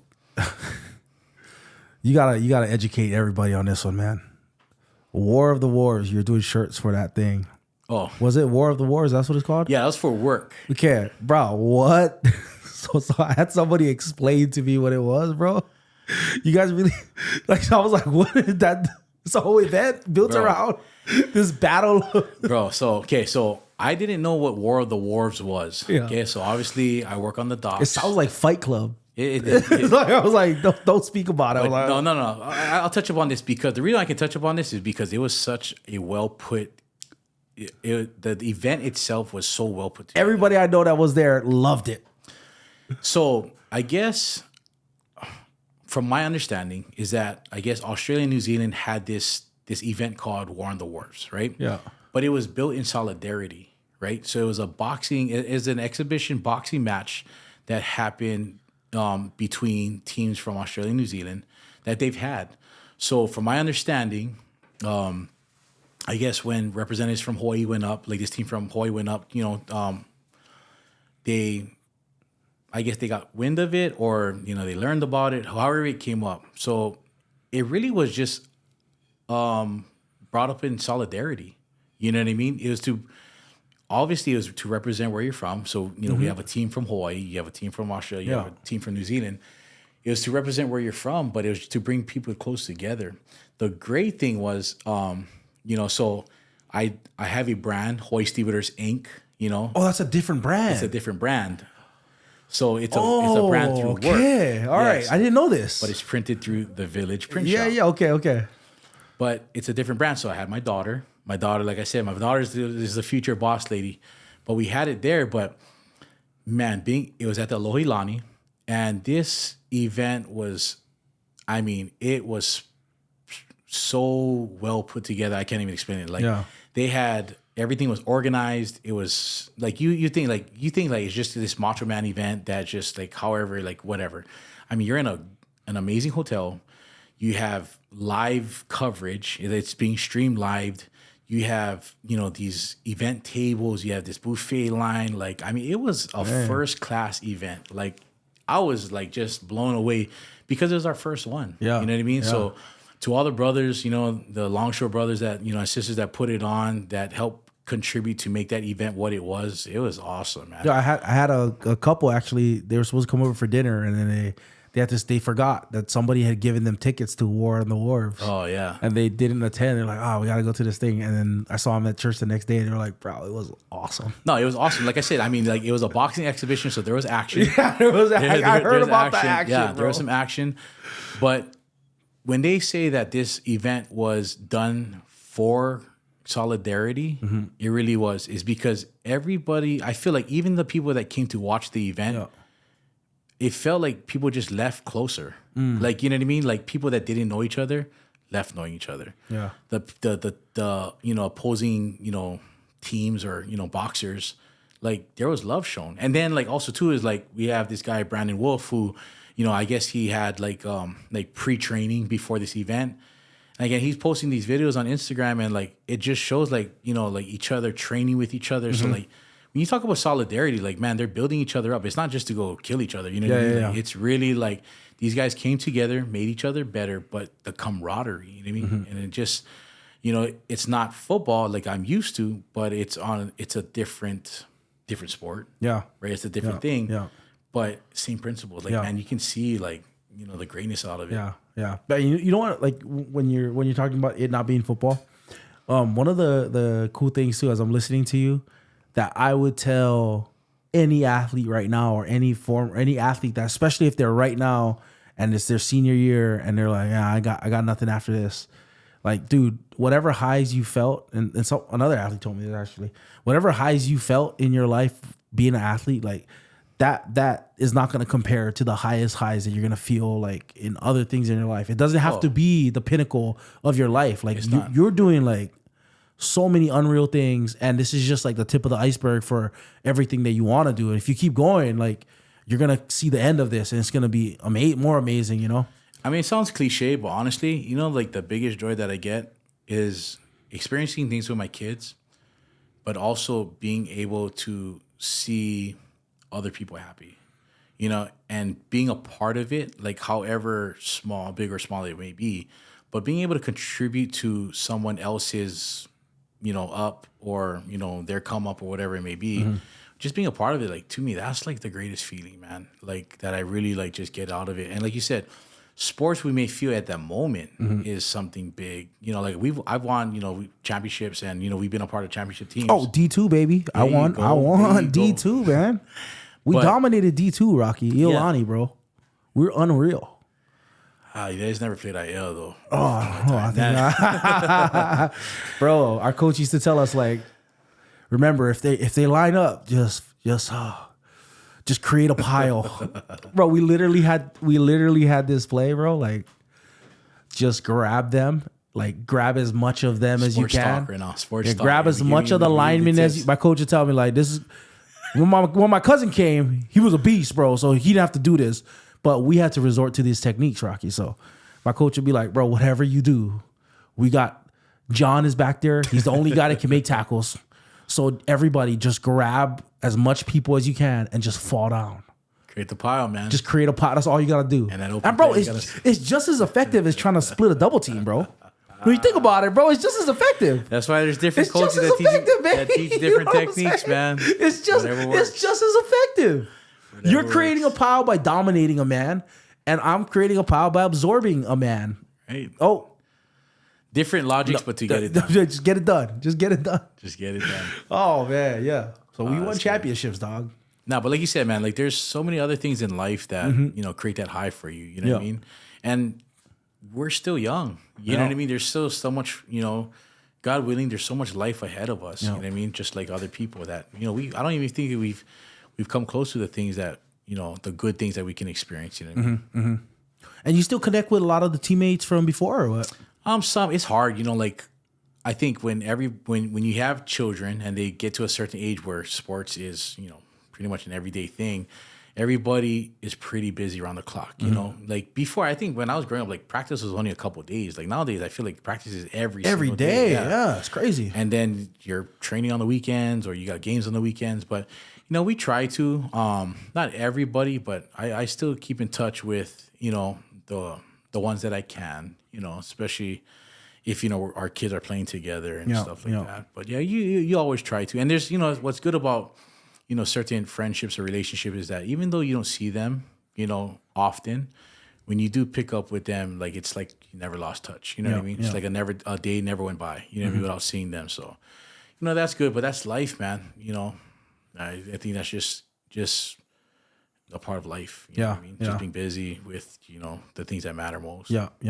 Bro, I just remember the quote. We said it a long time ago at the beginning, but I think it was Dame Dash, and he said, when I'm telling somebody about my dream, I don't want to hear no negativity, no pushback.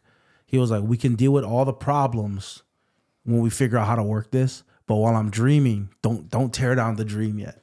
Ooh. You know what I mean? I think about that all the time, man. Bro. Because I'm like, you know, Dame Dash kind of wild. But hey, Dame Dash, if you ever liked and shared this, bro, please.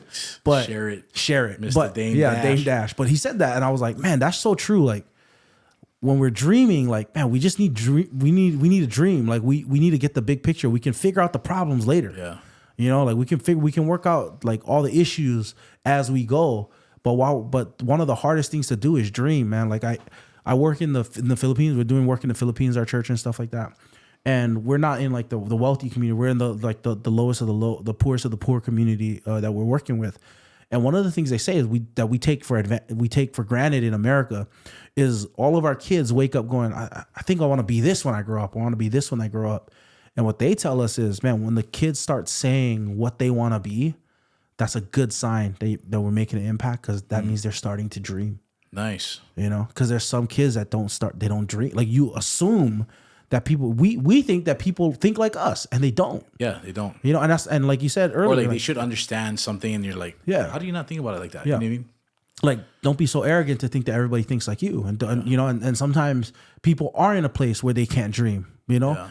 And so one of the things you do is like, man, you dream, and then you can get shut down. It's fine, but don't stop dreaming, because that could help other people start dreaming too. You know? No, for sure. I think there's a struggle that I kind of resonate with that, in a sense where, like I said, I don't think I put too much thought on exactly how big I can be or how big the village can be. Mm-hmm. But then like I get into this comparison thing of like other brands that's been out for a long time who are just killing the market, right? Mm-hmm. Who are just like, everybody loves them, everybody's supporting them. And sometimes I get, how shall I say, I feel like maybe that keeps my dream small, or that, you know, kind of brings me back down to what people say maybe reality is because they're killing it and I'm not. Mm-hmm. Or I don't even know how I'm going to get to even where. But I think that's where you got to understand, like, your dream may be different from their dream. Your path is going to be different than their path. But as long as you know what you're trying to accomplish, you got to stay the course of what that track may look like. You know what I mean? Because that brand or that company that got big all had humble beginnings as well. Yeah. You know what I'm saying? Yeah. And they stayed the course. They went through those sleepless nights. They went through those constant fails, but turned it into, you know, learning moments. Mm-hmm. It's just that they seen it through. You know what I mean? Yeah. But I'm sure that they dreamed. Yeah. You know what I mean? Yeah. Do you have aspirations to be, because there are those clothing brands that are known for being, you know, like Hawaii. But do you have aspirations for the village to reach beyond Hawaii? Yeah, I'm thinking of ways now to, like, how can I spread this beyond Hawaii? Because the village, like when I first started the village too, I had to go reach out to a friend that did like Hawaii. I shouldn't say Hawaiiana. That sounds so like elementary, but like I had to reach out to a friend that knew that was practicing Hawaiian studies, I should say. But I was asking them because I didn't really hear the village too much, like in Hawaii. You know what I mean? Mm-hmm. Like in Samoa, Fiji, like in those Polynesian cultures, you hear the villages. Even like when you talk about like China and stuff like that, you hear villages in like Mongolia, right? Like you hear all these. Yeah. But in Hawaii, I didn't hear like the village in whole. You know what I mean? Yeah, like where people are from villages. Yeah, from villages. Like in Samoa, we asked like, your family, what village you from? Yeah. Yeah, so like I had to reach out to them, and you know, I had to ask them because I had to educate myself too. You know what I mean? Like I had to kind of know, because I really didn't. You know, and that's one thing about me. If I don't know, I will ask. Yeah. Like I will ask. But my thing was like the village went beyond Hawaii anyway. You know what I mean? And for me, it's like I want to eventually get out. It's funny because I just had a cousin reach out to me that I believe lives in Wisconsin right now, and she's like, hey, cuz like I want to support your brand because I love your meaning, and I know I'm all the way out here in Wisconsin, but I want to help spread what you're doing out here. And I was like, perfect. You know what I mean? Yeah.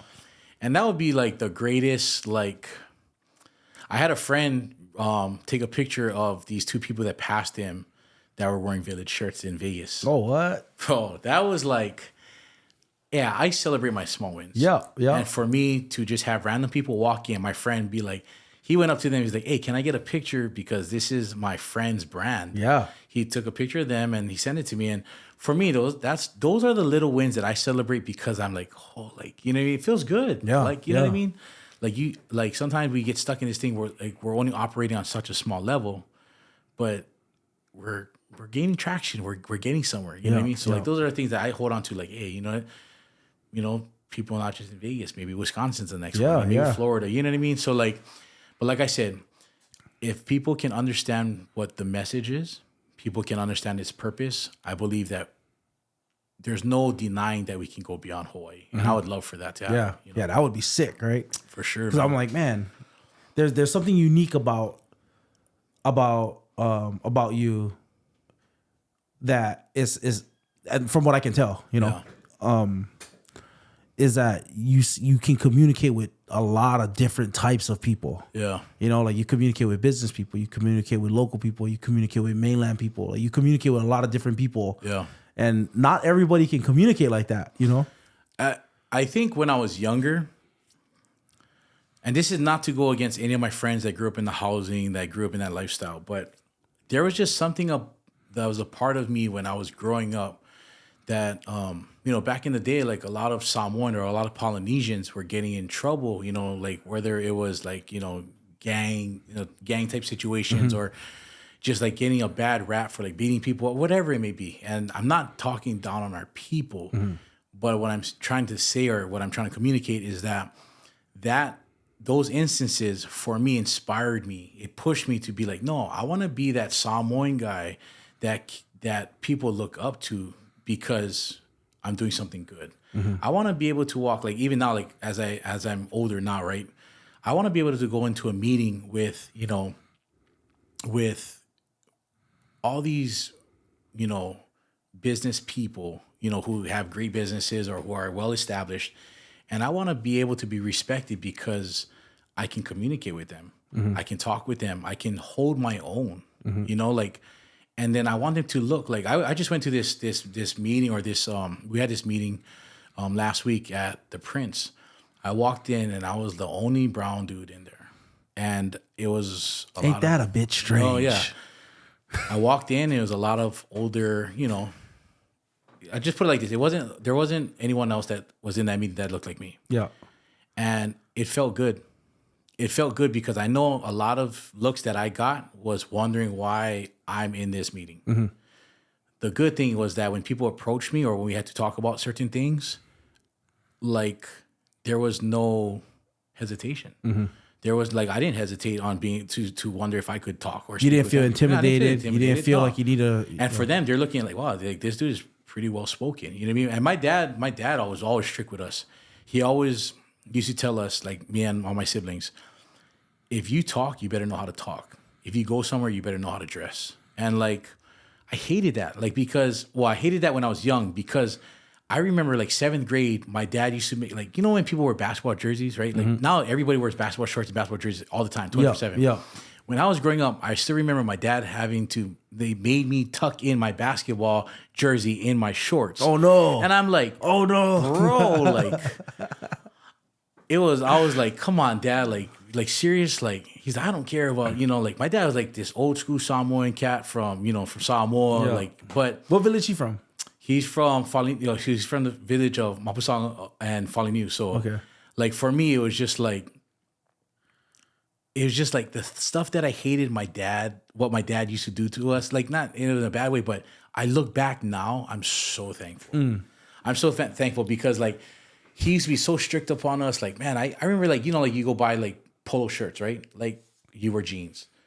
Like he used to be like tucking your shirt. Dad, I'm like 9th grade. Like what? Yeah. Like nobody's gonna tuck in their shirt. Like you know what I mean? But you are. I am. I'm not gonna lie. I took it out. Like you know what I mean? Like, oh, hey, once it's that tuck, gonna tuck it, chunk is gone. Boom, that thing's coming out.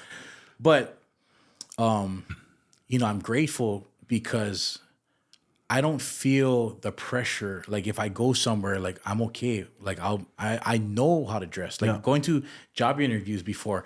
I used to walk into some job interviews and look at like what other people would wear. I'm not trying to be judgmental. I'm just saying like they wouldn't be dressed appropriately for, you know, certain interviews. And I'm kind of like, well, you should kind of know that, right? And you know, for me, I was thankful because I felt like I knew how we should look a certain way or look the part, because my dad always made sure that we were prepared. Yeah. And I think that goes back to, you know, stuff that we learned from our parents. We're teaching our kids is because they have the tools. Yeah. You know what I mean? Well, you know, I think, you know what I think it is. I was talking to a guy that he's from Hawaii, but he worked at a big tech company, you know? And I always wondered how he got his foot in the door, because he was like, I wasn't a tech guy, you know? And he said, man, he said that a lot of the struggle that he sees with Hawaii kids, and this is, again, we're not knocking Hawaii. I love this place. Yeah, we love this place. I love this place. But he said that one of the things that he tried to instill in his kids is like this idea, because we love, like, you need, like, humility is a big part of our culture. Yeah, for sure. You know, don't just try to shine the light on yourself. But he tried to balance it out and say, like, to his kids, like, I need you to be able to speak confidently, to be so confident in who you are, right? It's not arrogance, not false humility, but true humility, where you're confident in who God's made you, that you can speak your mind. You know, you can speak not with arrogance, but you can speak your mind. And he actually helped our kids. So, like, my kids are like, they're fairly well spoken for their age, but like they basically did speech with him, and like are able to stand up in front of a crowd and talk. You know, so good. You know, and I'm so glad that you said that, because I just had this conversation with my kids, because I was telling their mom that I feel like we should practice with them. It's because a lot of times, like, you hear local, you know, like, you hear locals just in general speak on, like, in front of a camera, or maybe they get a random interview, right? And like, they don't know how to speak, you know what I mean? Or like young athletes. Well, sometimes, like, you see them on, like, OC16, right? Like, very one-word answers. They don't know how to uphold a conversation, and I feel like those are tools that some of these kids need, because I remember, you know, when we were training for the, you know, trying to chase the pro dream, right?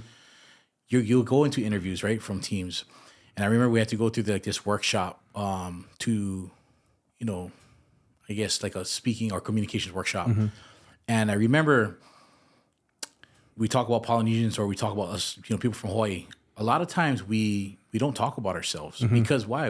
You're taught to be humble, right? You're taught, you know, about humility, right? Not to put the attention on yourself. But then I remember at that time, like, this person that was running the workshop was just basically saying, like, you know, it's good to be humble. It's good to, you know, that your approach is is for humility, right? But the thing is, like, sometimes you kind of like take away the attention that's on you, that people want to know about you, people want to, you know, learn about you, but because you play that humble card, or your, you know, the humility that we're taught, like, we lose out on opportunities for ourselves. Yeah. So I think that's, like, I mean, for me, it's kind of like, it's hard, right? Because we want to be confident in who we are. We want to share who we are, but it's like a lot of times that's not comfortable, because the way we were raised, Yeah. you know, our upbringing, right? I was thinking about this, like maybe like last month, but there's a scripture in 1 Corinthians, and it talks about Paul telling the church, because they weren't very impressed with him, and he's telling the church, like, yeah, I got I don't care what you think about me, and like, that's our culture's response to people, right? I don't care what you think about me. I don't care if you think highly of me or lowly of me. I don't care what you think about me, right? And people say that, like, yeah, you shouldn't care it doesn't matter what other people think about you. And the answer that the culture gives you is, it only matters what you think about you. Yeah. But what's crazy is, right after Paul says that, he says, I don't care what you think about me. And then he says, and I don't even care what I think about me. Right? Meaning the only thing that matters to me isn't, I don't care what what the people think about me. And I'm not even so concerned with how I think about myself.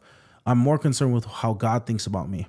And there's this guy, Tim Keller, wrote a book about it, but he says true humility, a lot of times we think that true humility is thinking less of yourself, meaning putting yourself down. That's true humility. But C.S. Lewis says that true humility isn't putting yourself down. It isn't thinking less of yourself. It's thinking of yourself less. Because the person who is always lifting themselves up, their ego is flying off the wall. Like, they have to talk about themselves because their ego is out of control. But it's the same thing with the person who has to put themselves down and always say, like, oh, I'm just terrible, I'm not good. They're still thinking about themselves. But a truly humble person is the kind of person who just doesn't even think about themselves. That in their story and in their interaction with you, they're thinking about you. They're thinking about other people, right? They're looking around it. So they're not putting themselves down. They're not elevating themselves. They're just thinking about other people all the time and how they can help and how they can be present and how they can give. And that's true humility, you know? And like that. I think that that's the humility that we need to instill, not this like put ourselves down, but no, just think of yourself less. And like that is it. Not, don't think too highly, but don't think less of yourself, because you're not less than other people. You can stand in these rooms with other successful people. You can make a difference. You can speak your voice. Your opinion does matter. Yeah. You know, like you do offer something to this conversation. You do offer something to this world, you know, and not just through other people. You know, you don't have to put yourself down. And I think about that all the time, because in the church too, like just like with Polynesians, like so interrelated, right? Our faith and our culture. But I think a lot of times we get that part twisted about humility. I 100% agree. Yeah. I 100% agree. Because I mean, just you speaking on that right now, like, man, it puts it in a different way that I think that we look at that. You know what I mean? That situation of just not even thinking about yourself, but it's not putting ourselves down. Just thinking of ourselves, thinking of other, you know what I mean? Think of other people, right? And but be don't lose our active. value, Yeah, don't leave your value. Yeah. Because you're not like, if you're the example that I use is like, say your toe, right? Like when you walked in his room, like you weren't thinking about your toes. Your toes just work. Yeah. The only time you think about your toe is if it's something's wrong with it. Yeah. You stub it, you hit it, it's broken. Yeah. Then you start thinking about your toe. It's the same thing with your ego. If you're thinking about your ego and who you are, like who you are, or how good you are, or how not good you are, and how terrible you are, or how great you are, then that's just saying, hey, something's wrong with my ego right now, because I need to like it's just like something would be wrong with my toes if I was thinking about it, right? If your ego is working, it just does. Yeah. You know what I mean? You just live your life. And I'm hoping that more people can get that freedom of being like, that freedom of just not thinking about yourself. Like, that's freedom, bro. Like where, man, I look at your life and I see like, man, the only way that you can do the things you're doing, giving as much as you're giving, doing as much as you're giving, spending as much time with not only your kids, but everybody else's kids, and being present for your kids and giving them an example, all the stuff you're doing. The only way you can do it without being bitter is to not think of yourself. For sure. You know, I never not look just at it like think that, of yourself. But, I mean, that it's true, because the driving force is the people or the things that I'm surrounded around. You know what I mean? That I put my time and my passion into. Yeah, that's what I see, man. Like I coached 4U flag football, bro. I'm done. That was my coaching career, bro. It was 2 months, that's bro. a little different though, bro. That 4U flag football, bro. That ruined my coaching career, bro. I can't do it. Oh man, you should have started off like 8U and then work your way down. Yo, but it was rough, man. 4U flag football, it did a number on me, man. That attention span at that age, bro. That's rough, wild, man. bro. More times telling them run the other direction. It's all good, bro. Yeah, but I do think about that, man. Like I it's amazing all the stuff that you do, bro. I'm like, I pray for like just this thing to take off and for people to catch the same vision that you're sharing, you know? I appreciate that, man. I mean, that is the goal, man. You know, and I think that's the thing that keeps me going, is because there's a lot of times that I face that feeling of like, I'm not good enough, or this is not good enough. This is not gonna, it's not gonna pan out the way I want it to pan out. Those are real and valid thoughts. You know what I mean? And the feelings that come with it, it sucks at times. But I just keep going back to the thing of like, if people can understand what the message and the purpose behind it is, it's gonna support itself. Mm-hmm. You know what I'm saying? Yeah. And that's what I just got to keep reminding myself, man. And like I said, I got the self-improvement, to be better, so I can operate at a better, operate better in general. Yeah.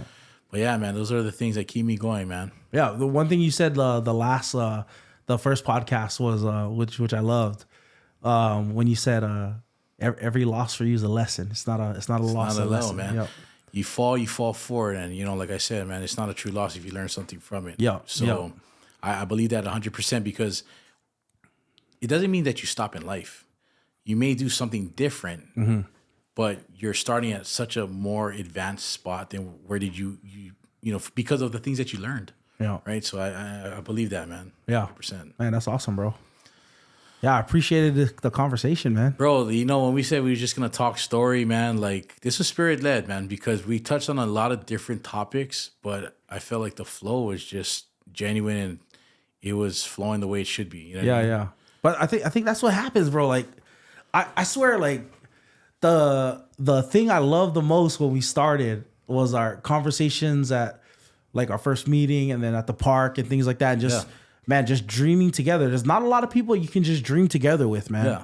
And bro, I love that about our conversations. And it was always like about making an impact. It's always about giving. And yeah, I think that. No, because even you, like, I mean, I remember meeting on the park table, you know what I mean? At your guys, I think you guys lived at another place, right? No, we lived here. Oh, he was here? But it's just right over there. On the other side, yeah. Right over there. Yeah. But I remember just sitting on that and just like the things that you would speak life into my dreams. You know what I mean? The thing that the vision wasn't even created. I mean, the village wasn't even created yet. But because you already knew how passionate I was about it, and you were like, man, like just speaking like, man, this is what we can do. This is how we can move forward. Like you believed in something, you know, that I had. And well, because I figured like you're not just starting a clothing brand. That's why. That's why I asked. Like, there's no way that you would just start a clothing brand. Like, oh, you're doing so much stuff. Yeah. I was like, man, there has to be something behind it, you know? No, and then when I got with you, it's like I wanted to see you succeed too. You know what I mean? Yeah. And like, and I think that's a good thing. Is like, I really do want to see the people that I know or the people that I'm around like succeed. You know, just as much as me or even more. Because the thing is, like, I got to see the growth. I got to see the process. You know what I mean? I got to see that it wasn't easy. There's a lot of work. Yeah. I mean, just before we even jumped on this pilot, all the setup that you had to do, all the different cameras, like just watching that was like pretty impressive because I'm like, man, that's a lot of things to just go through and set up and prep before we can just jump on this mic and just start talking story. Yeah. You know what Hopefully we keep it set up more frequently. But man, like and can do more. But that's why like I really like enjoy working with you and man, because I do feel like an entrepreneur, if you're an entrepreneur, you understand this. If you ever started a business, you understand this. But bro, having a friend that's like, bro, I'll use you. Yeah, like you could go so many other people. You could give so many other people a job or opportunity. And I appreciate that you asked me. I appreciate and this is just an encouragement to everybody else. Like, man, if you got a friend that's doing something, making a cake, making a cupcake, doing party favors, like one of the solidest things you can do is like ask them and like allow them to learn and go through bumps with you so they can be better for other customers or other things. Like, man, I was so thankful, man, when you reached out to me the first time. Yeah. I was like, man, I'm just so thankful. Like I got a lot of friends. Yeah. You know what I mean? And you were already successful. You already had a lot of you have more connection on this island than anybody I know. Bro, like everybody knows Rocky. But you asked me, man. That meant so much to me, man. No, you know, and one thing that, you know, there's a lot of other people I know that, you know, doing film or media or whatever it is. I don't really know the correct term, right? Me neither, bro. I think we just make it up, bro. Just like, make it, I'm a cinematographer. And but the thing that I noticed about you was the quality of work, the pride that you take in your work. So, of course, you maybe, you know, at that time when we first started talking, you wasn't, you know, fully established aware, you know, but just watching how much care or how much, you know, attention to detail you put into just the things that you're doing. You know what I mean? Like, I don't know any of this stuff, but I can tell when somebody cares about something. I can tell that somebody cares enough that whatever they're doing it, you know, with quality in mind. You know what I mean? They're putting the best that they know how or that they're doing into it. And I noticed that about you. And of course, so for me, it's like there was only room for you to grow, to be better. You know what I mean? And like I said, like just the attention to details, like, of course I want to see you succeed. You know what I mean? And it makes it more because I don't know where we'll be at in 5, 10, 15 years from now. But I hope that, you know, we're killing the game. Oh, yeah. You know what I mean? And we can jump back on here other times and just talk about where we started. Yeah. You know what I mean? Like the come up, you know, the progress, the times that we failed, but the lessons we learned. Yep, the lessons, yeah. And how we just didn't stop. Yeah. I think, and that's why I say, I think there's a confidence knowing that as long as we don't give up, we continue to just go after this and continue to just better ourselves along the way. Sky's the limit, man. Yeah, man. Like I want to see what God does, you know, and I'm so amazed at like how He took care of you, and I wonder what impact that's gonna have on. Like I would love to see the impact of you personally, because that's another thing that that people don't know. Like you're not. It's not just the village. Everything that you're doing is actually flowing out of who you are. Yeah. And who God made you. And it seems like, I could be wrong, but it seems like God's got something so much bigger than just the village. Like speaking to kids, like you probably have just such a big impact that you're going to have on people in Hawaii spiritually and emotionally. And I'm sure relationally, and I'm amazed to see that continue as you start speaking to the world. No, I think I agree with that in a sense where, like, I've always felt like God's given me the ability to communicate with just different people. Mm-hmm. When I get behind a mic or when I get in front of people, it feels normal. I'm not saying that I don't get nervous, but what I'm saying is I feel like that's a gift that he's given me. You know what I mean? And people might hear this and be like, this guy's full of himself. But what I'm saying is that I also feel like he's giving me things to experience on my own journey in life. Mm-hmm. And the reason why he's giving me the ability to speak is because I've went through things that I think he wants me to share. Mm-hmm. You know what I mean? Yeah. Share, not because like, hey, look at me, this is what I went through. But no, I went through these things. I made it through. And if you're going through that, you can make it through too. Mm-hmm. You know what I'm saying? You ever hear, sorry, I keep bringing up 1 Corinthians, but that's because I've been studying that book for like the last 6 months. Yeah. But they talk about spiritual gifts. Mm-hmm. One of the amazing parts about the spiritual gifts is a lot of times we think about the gifts and we think about ourselves. Mm-hmm. And what Paul says about it, and what Scripture says about it, and Paul says about it, is that whatever your gift is meant for the common good, for the building up of others. And so the purpose and the reason that God wants to give you the gifts that he gives you is actually not for yourself. Mm. There's a lot of people out here with very gifted. There's a lot of people out here doing the same things you're doing and look successful, but they're doing it for themselves. And you're not doing that, I appreciate that.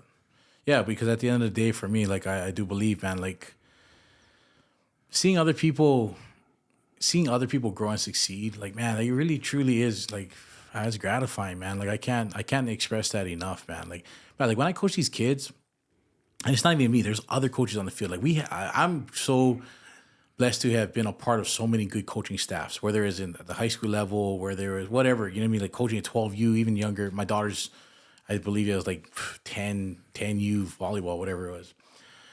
But to see these kids like perform, get better from like their first game to the end of the season, or from game one to game two, like, man, like, it's such a gratifying thing, man. Mm-hmm. You know what I mean? Or like even like watching like people just like become confident, right? Like in just like being able to talk with somebody, they grow their confidence, and you can just see just this different light upon them. Mm-hmm. They just like this different aura, like, right? Yeah.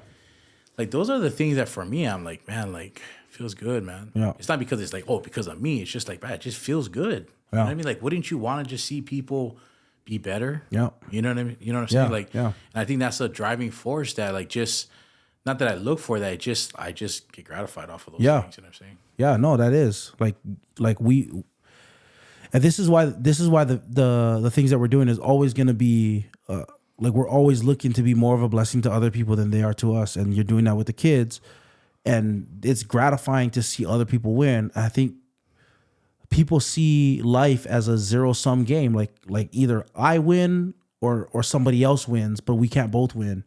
And what you're saying is like, man, I'm gonna give my time, my energy, everything I got for these kids so that they can win, so that their families can win, so that they can impact other people and other people can win. And so it's always like, I think our heart is that we want to make sure that everybody eats, everybody wins, And that's the thing. I've heard this before, right? Like you said, it's either all or nothing.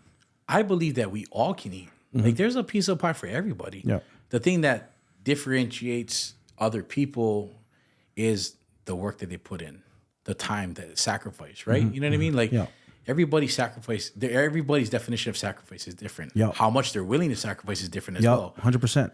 So I think like in those things, it's taken into consideration. But at the end of the day, there's room for all of us, and that's why I don't believe when people, like, I do understand that people make people, go through certain things so that they can learn for themselves. I understand that.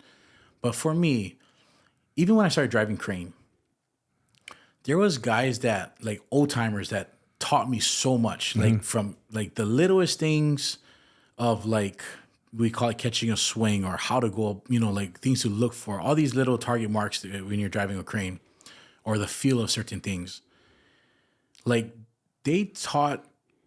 people passed that to them or they learned it along the way, but they're passing it to me so that I could get caught up, so that I could operate, at a high level, or I could drive the crane well. You know what I'm saying?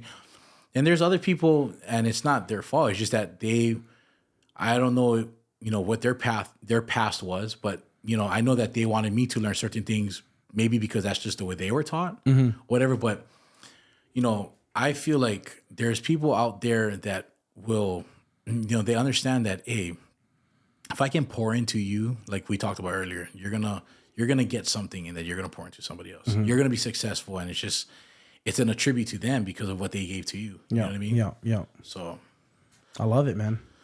Yeah, man. I love it. I can't wait to see what's ahead, bro. It's gonna be good. No, definitely. I think this is the first of many, man. Like, it was good to just talk story. Like, I think there's topics that we can just discuss, especially as men, right? Yeah. There's things that I think we can talk about, we can share, being vulnerable. Yeah. Because I think there's a confidence too that we're older. I think like if you took us back 15 years, I don't think we would be as, comfortable talking about or like openly sharing about a lot of things. But I think that it's a good opportunity for us to put ourselves out there to share. Yeah, so that for sure. Be comfortable too, bro. Putting ourselves out there. I don't know why I thought about this story, but bro, this story. You remember Steve? Steve, the trainer? The trainer? Yeah. Oh, he's doing big time. He's like in the NFL now. Yeah. So Steve was I was working out one time, and I'm like, I forget how old I was, but I was working out, and I ended up doing the tire flips in the weight room. Oh yeah, the big tire. Big tire. So I go and I couldn't flip it, and then I was like, man, I can't not flip this tire, bro. And I just chalked my hands up, bro, and I couldn't do it and couldn't do it. Chalked my hands up, and I just kept flipping that sucker. And bro, Steve, trying to pump me up, goes, "That's what I'm talking about." And he grabs me, he's like, "This guy right here, I know if they put him on scout team kickoff, he's gonna run down and hit something."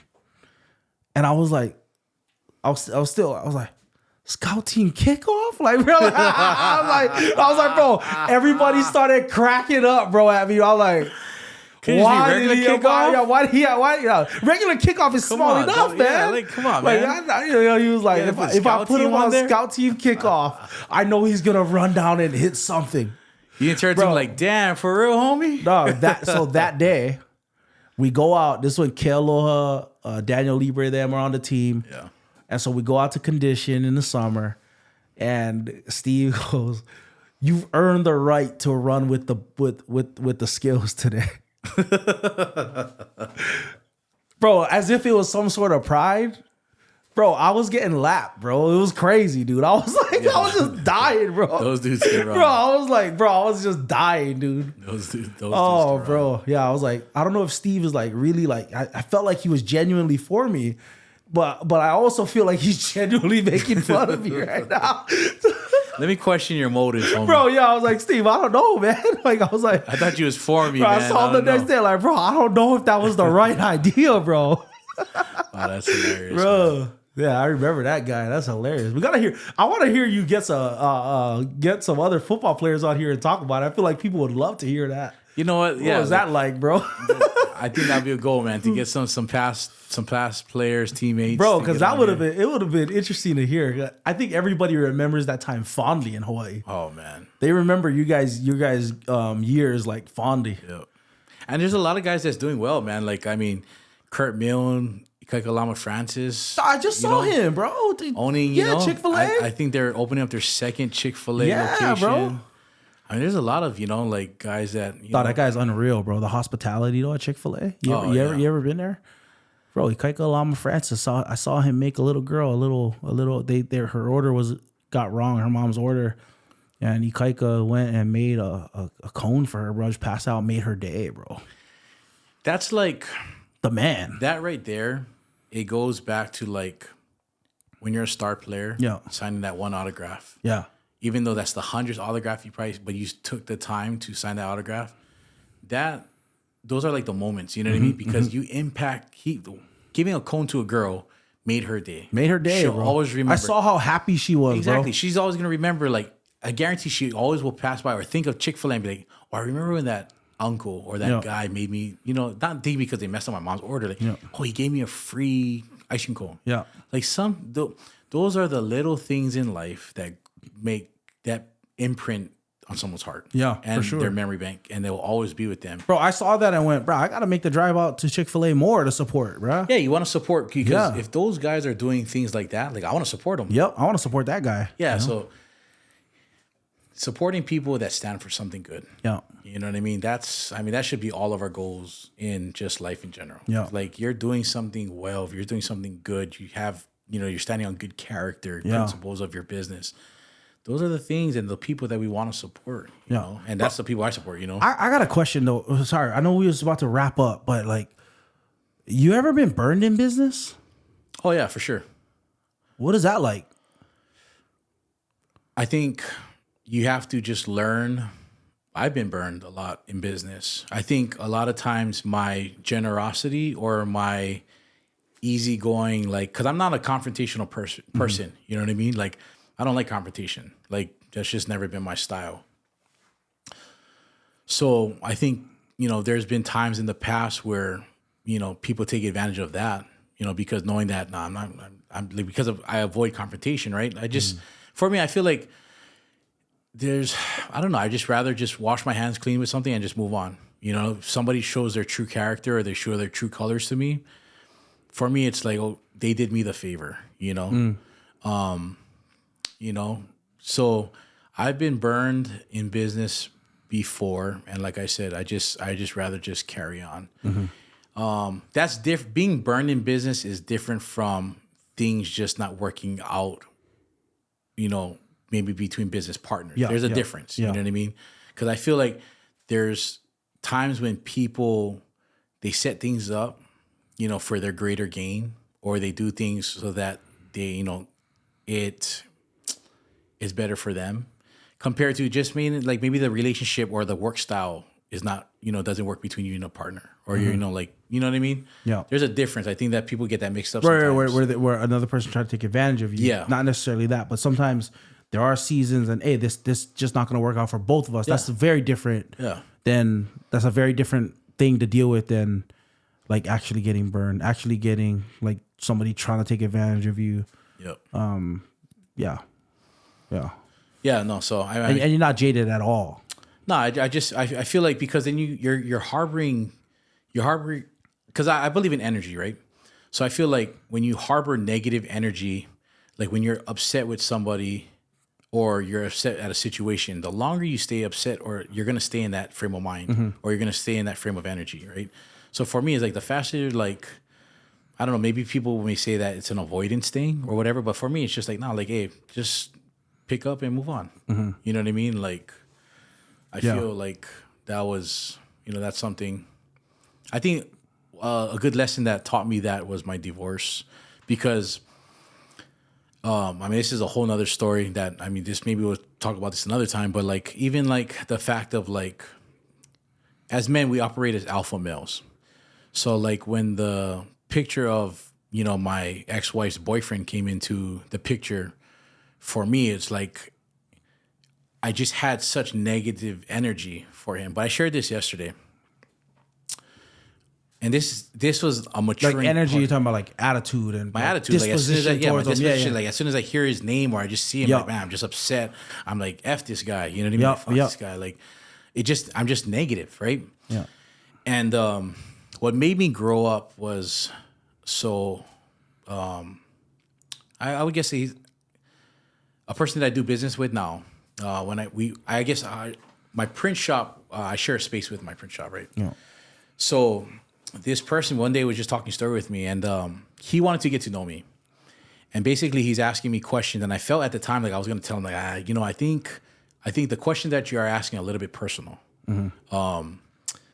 But I had to give him the respect of the fact that like if we're sharing a space, he needs to be comfortable with who's utilizing the space too, right? So I gave him a little bit benefit of the doubt. But basically, he was just asking me, you know, what happened, you know, that caused my divorce and whatnot.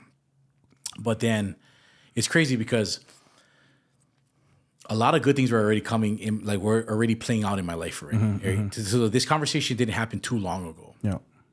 But at this time, there was an incident that happened between my ex-wife's boyfriend and I, and it was just from that point, just had me in this bad space. So every time I thought about it, I was like, man, F this guy, whatever. But I had a dream one night, and the dream was just like we were just good. Like I can't remember the specifics of the dream, but I did have a dream that we were just kind of good. So basically, I'm in the shop with this guy, and then he just like all of a sudden he's just like Rock, like he just stops everything. He's just like, hey Rock, what about if you're just good with him? Like, what about if you guys were just friends? I mean, maybe you guys don't have to be best friends, but what if you guys were just good? And I felt like that was kind of like a God moment too, because I was like, man, you know what? I kind of had a dream about this like a couple weeks ago, but you touching upon it, you know, I know there's a reason for it. Next day, my son had a football game. My oldest one had a football game, and we're in the same space. And I basically he passed me, and I just told him, hey, you know, bro, like, let me talk to you on the side. And I told him my feelings about certain things. And I just told him, I said, you know, at the end of the day, I don't know what I'm trying to say, but I do want to let you know that I appreciate you. Because at the end of the day, he doesn't hurt my kids. He feeds them. He picks them up when I can't pick them up. He takes care of them. So at the end of the day, what am I complaining about? You know what I mean? My kids are well taken care of. But because we get so, and like I said, people will probably hear me saying this and be like, man, Rocky's soft. Like that's move, you know what I mean? Or whatever. But for me, like I'm openly saying that, what am I complaining about? My kids are well taken care of. In reality, my kids have an extra person loving upon them, taking care of them. Should I not be grateful for that? So that was a situation where it made me grow up. It made me mature. It made me, you know, like, because a lot of other people would be like, no, like, F that guy. You know what I mean? Like, he's just that guy. No, life goes on. So I think the reason why I got on this subject is because you talked about, like, the, you know, harboring feelings. That lesson or those lessons in life of my divorce or the, you know, lessons that I've gone through because of my divorce has taught me about picking up and just moving on with other things in life. Yeah. Because I was able to move on. Like, you know, like I said, my ex-wife and I, we have a great relationship. You know, her boyfriend and I, you know, we're not best friends, but we have a, you know, very respectful, and I do, you know, I do admire him in a different light. I can't even believe I'm saying like stuff like that, but that's the truth. Like I admire him in a sense where there's a respect of my kids have never said anything bad about him. Of course, you know what I mean? Like, you know, like being young kids, you know, mom and dad is mom and dad, but like at the end of the day, like I have to look at it from a standpoint. I think this is where I really looked at myself, like understanding, like, man, I really grew because I don't think I could ever acknowledge that before. Well, I think it's forgiveness. Yeah. Yeah. It's what is it? The like when you talk about the only way to forgive somebody that's done wrong to you in any way, no matter what, the only way to forgive them is to recognize first that how much you've been forgiven. Oh yeah. Right? Like we've been forgiven so much for the wrong things that we've done, and we sin against God every single day. And it's like that story that Jesus tells, and he says, like, you know, like he had this guy owed the master like $10 million, and I remember. and, right, he owes him all this money, and the master goes, "Hey man, you're forgiven." And then he goes to the guy that owes him $10, and he tells him, like, "Give me that now, I'm gonna throw you in jail." And the master finds him like, "Man, you ungrateful servant, right? I spared you, man. Yeah, I spared you." And the way that we show our gratefulness to God is by forgiving. Like you think about the Lord's Prayer, right? And it says, forgive us our trespasses as we forgive those who trespass against us. Meaning to the extent that we forgive those who trespass against us, forgive us. And it's like, man, if you've been forgiven, Jesus says, he who forgives much, he who has been forgiven much, forgives much. Well, even like 1 Corinthians 13, right? I believe talks about the definition of love. I mean, it does. Yep. 1 Corinthians. We preach it on that on Sunday. Yeah, but it talks about no record of wrongdoing. No record. Everybody thinks that. So I didn't know this until later on, until I started, like I said, digging into my Bible. Yeah. You know what I mean? Like, really understanding or learning about the word was that doesn't talk about romantic love. That's just love in general. Love in general. What real love is. Yeah, because everybody thinks that like, oh, this is because it's recited at weddings or all these things. But no, it keeps no record of wrongdoing. Yeah. Yeah. So like I think like when you go through a divorce process, right, or you go through like this heartbreak, you're literally like writing everything that you did good, but everything that they didn't appreciate or they did wrong towards you. You know what I mean? Yeah. And it just teaches you like, man, like there's no record of wrongdoing. And I think like, those are the things that in time it heals. Time helps heal things. Yeah.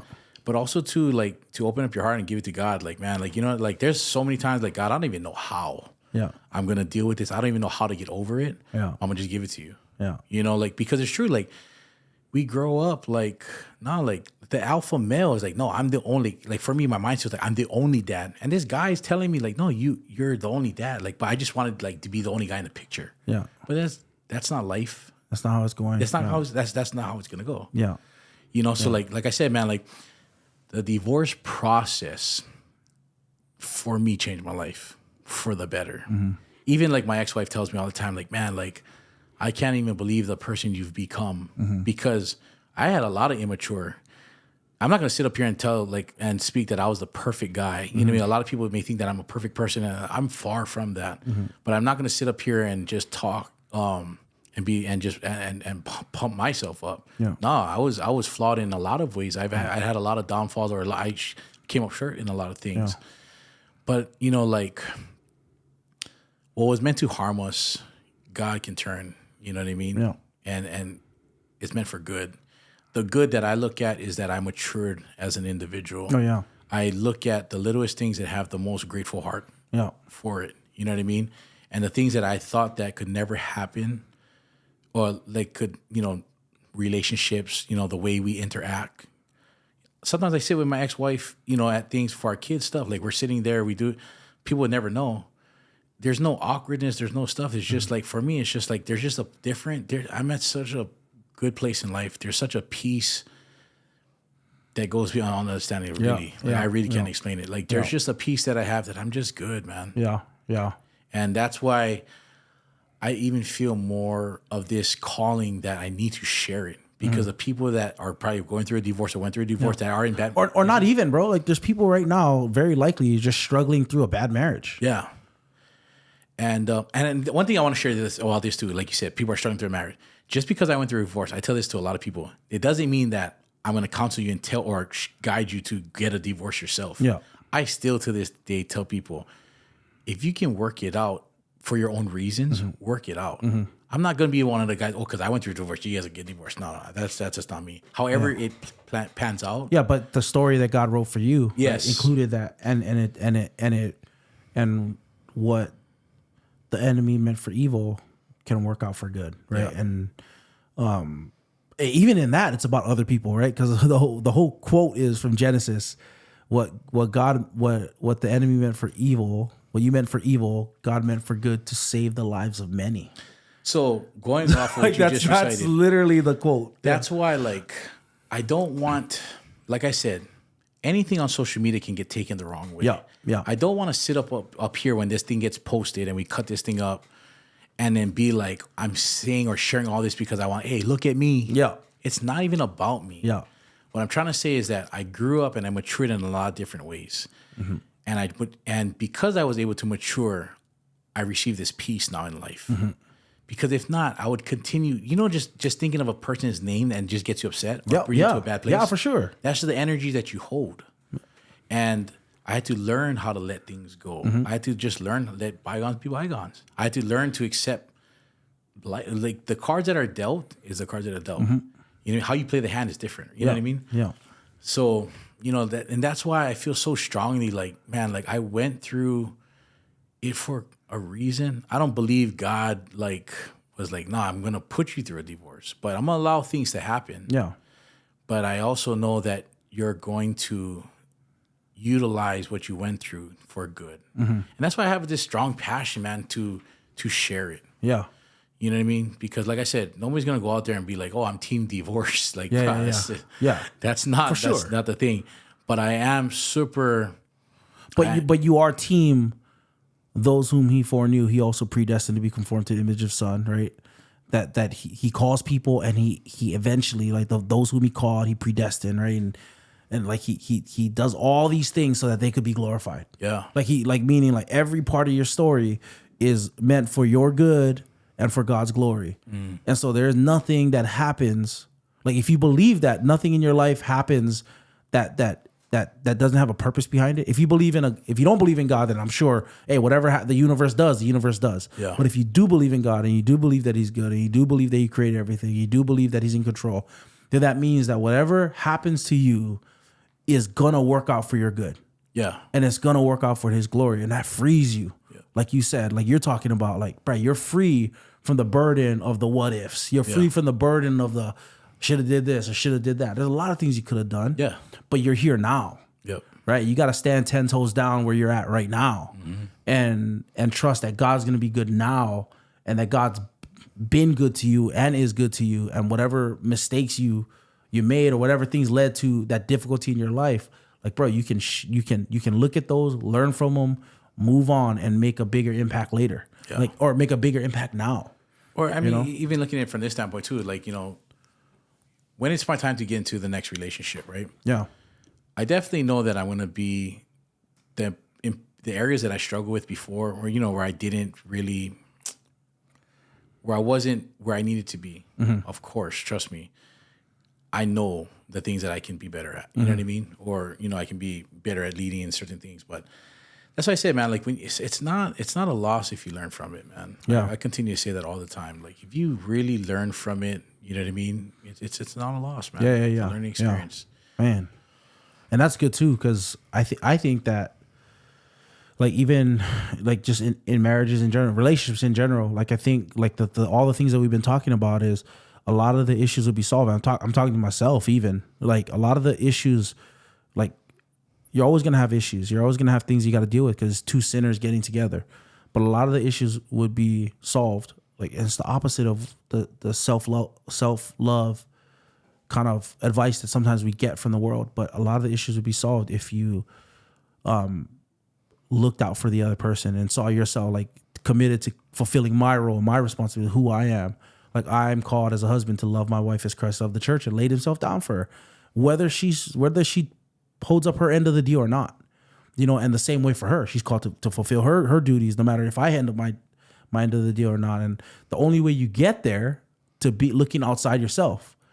I think about in Philippians, Jesus says, sorry, I'm just a pastor, so I'm always thinking about this. In Philippians, like, Paul says to the church, right, have this mind among yourselves, which is already yours in Christ Jesus, who, being in the form of God, didn't count equality with God a thing to be grasped, a thing to be held on to, but he empties himself by taking the form of a servant, right? And he takes on form of a servant in the likeness of flesh, is obedient even to the point of death, right? Death on the cross. And so you look at that and you go like, okay, Jesus was in the form of God. That means that if anybody had a right to be served, it was him. If anybody had a right to look after himself, it was him. If anybody had the right to say, you shouldn't talk to me like this, or you shouldn't treat me any type of way, it was Jesus. And though he was there at that level, he didn't hold on to that.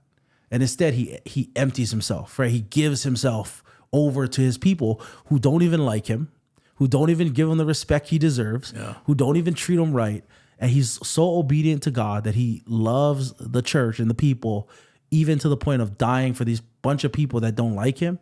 And when he died for people, when he gave himself for people, he didn't give himself to people that loved him. He gave himself to people that hated him, right? Like that's the whole, like, we think, okay, love difficult people. Yeah, but Jesus loved his enemies. Yeah. You know what I'm saying? And like, if he can love his enemies, then who are we to say like, hey, man, we're Jesus people, man, but we just don't love our enemies. Like, Jesus says, like, what benefit is to you when you love people that love you back? Don't unbelievers do the same thing? Yeah. But if you really want to be like your Father, then love those who hate you. I feel like that's what you're doing, bro. Like, I feel like that's what I'm hearing from you, man, which is like, that means the Spirit's living in you, man. That's the crazy part. Yeah, man. I don't want to be like others that I've seen go 10, 15, 20 years after a divorce, still miserable. Yeah. I mean, like I said, I'm 5 years removed, you know, and life is good, man. Yeah. And that's why, like, I got complacent in a sense where when your back is against the wall, when everything's just lining up, you know, and just weighing upon you, you know, you pray all the time. You don't miss church. You don't stuff. I can admit that, you know, when things got easier and I wasn't hard pressed, did I pray as much? No. You know, did I, you know, go to church as often as I should have? No, I didn't. But, you know, what I'm saying is that I will forever be grateful for the things God's done in my life. And I will say that I'll never be quiet about that. Yeah. You know, because when you're a broken person, you can't even explain like how bad that is. When you're depressed and suicidal, you can't explain that. Yeah. You know, like it's a feeling that it's such a heavy feeling. You're literally like just breaking down, crying at the most awkward times. It just hits you and you just stuff like when people say you can't move, you physically can't move. Yeah. You know, because you're just so out of it, you know? Like people can tell something's wrong with you. You know, you just look different. And that's why I say, man, like for me, it's like this peace that I have over life now, you know, like I said, I admit, do I pray as much as I should? No. Do I go to church as much as, does it sound hypocritical? Yeah, it probably does. But I'll never not give God the thanks because it truly was him. And did it go my way? No, there was times that I would go through court proceedings or court, you know, hearings and get the answer that was totally opposite of what we were praying for. You know, I shared this yesterday you know, that I was sharing with the young man was that there was times that I sit in the middle of a circle and the whole prayer team is praying for me. They're speaking in tongues and their stuff. They're speaking against, you know, all these things that could possibly happen. And then I go to court the next day and the worst thing that could happen happened. How do you explain that? But then later on, like everything works out. Yeah. And it's just good. Like, you know what it is, man? It's the thing about prayer that sometimes we don't talk about is that God is actually a good father, right? And like any good dad, he's not going to give you anything that would be bad for you in the long run. Yeah. And so, and sometimes he's not going to give it to you right away either. God gives you God answers your prayer. He answers the prayers you pray. He answers the prayers that you would have prayed had you known what was best for you. You know, like it's not like, and I think like Jesus says about, he's like, what father, if a son asks him for a rock, is going to give him a snake? Or if someone asks him for a toy, is going to give him a rock, or is going to give him, ask his dad for bread, is going to give him a snake. Like, no. And he says, if you who are evil know how to give good gifts to your children, then what about your Father in heaven? Like, isn't he going to give you better gifts? And I think that's what's going on is sometimes we pray for things and God in his sovereignty and in who he is, because he's so much wiser and so much smarter and so much more in control, knows the right things to give us at the right time. No, for sure. And like I said, in the moment, I never understood. Right. I used to go home and be like, man, like why? Yeah. How? Yeah. Right. Got all these people backing me up in prayer. I got all this stuff. And I get a, you know, a verdict, or I get this answer that I wasn't expecting.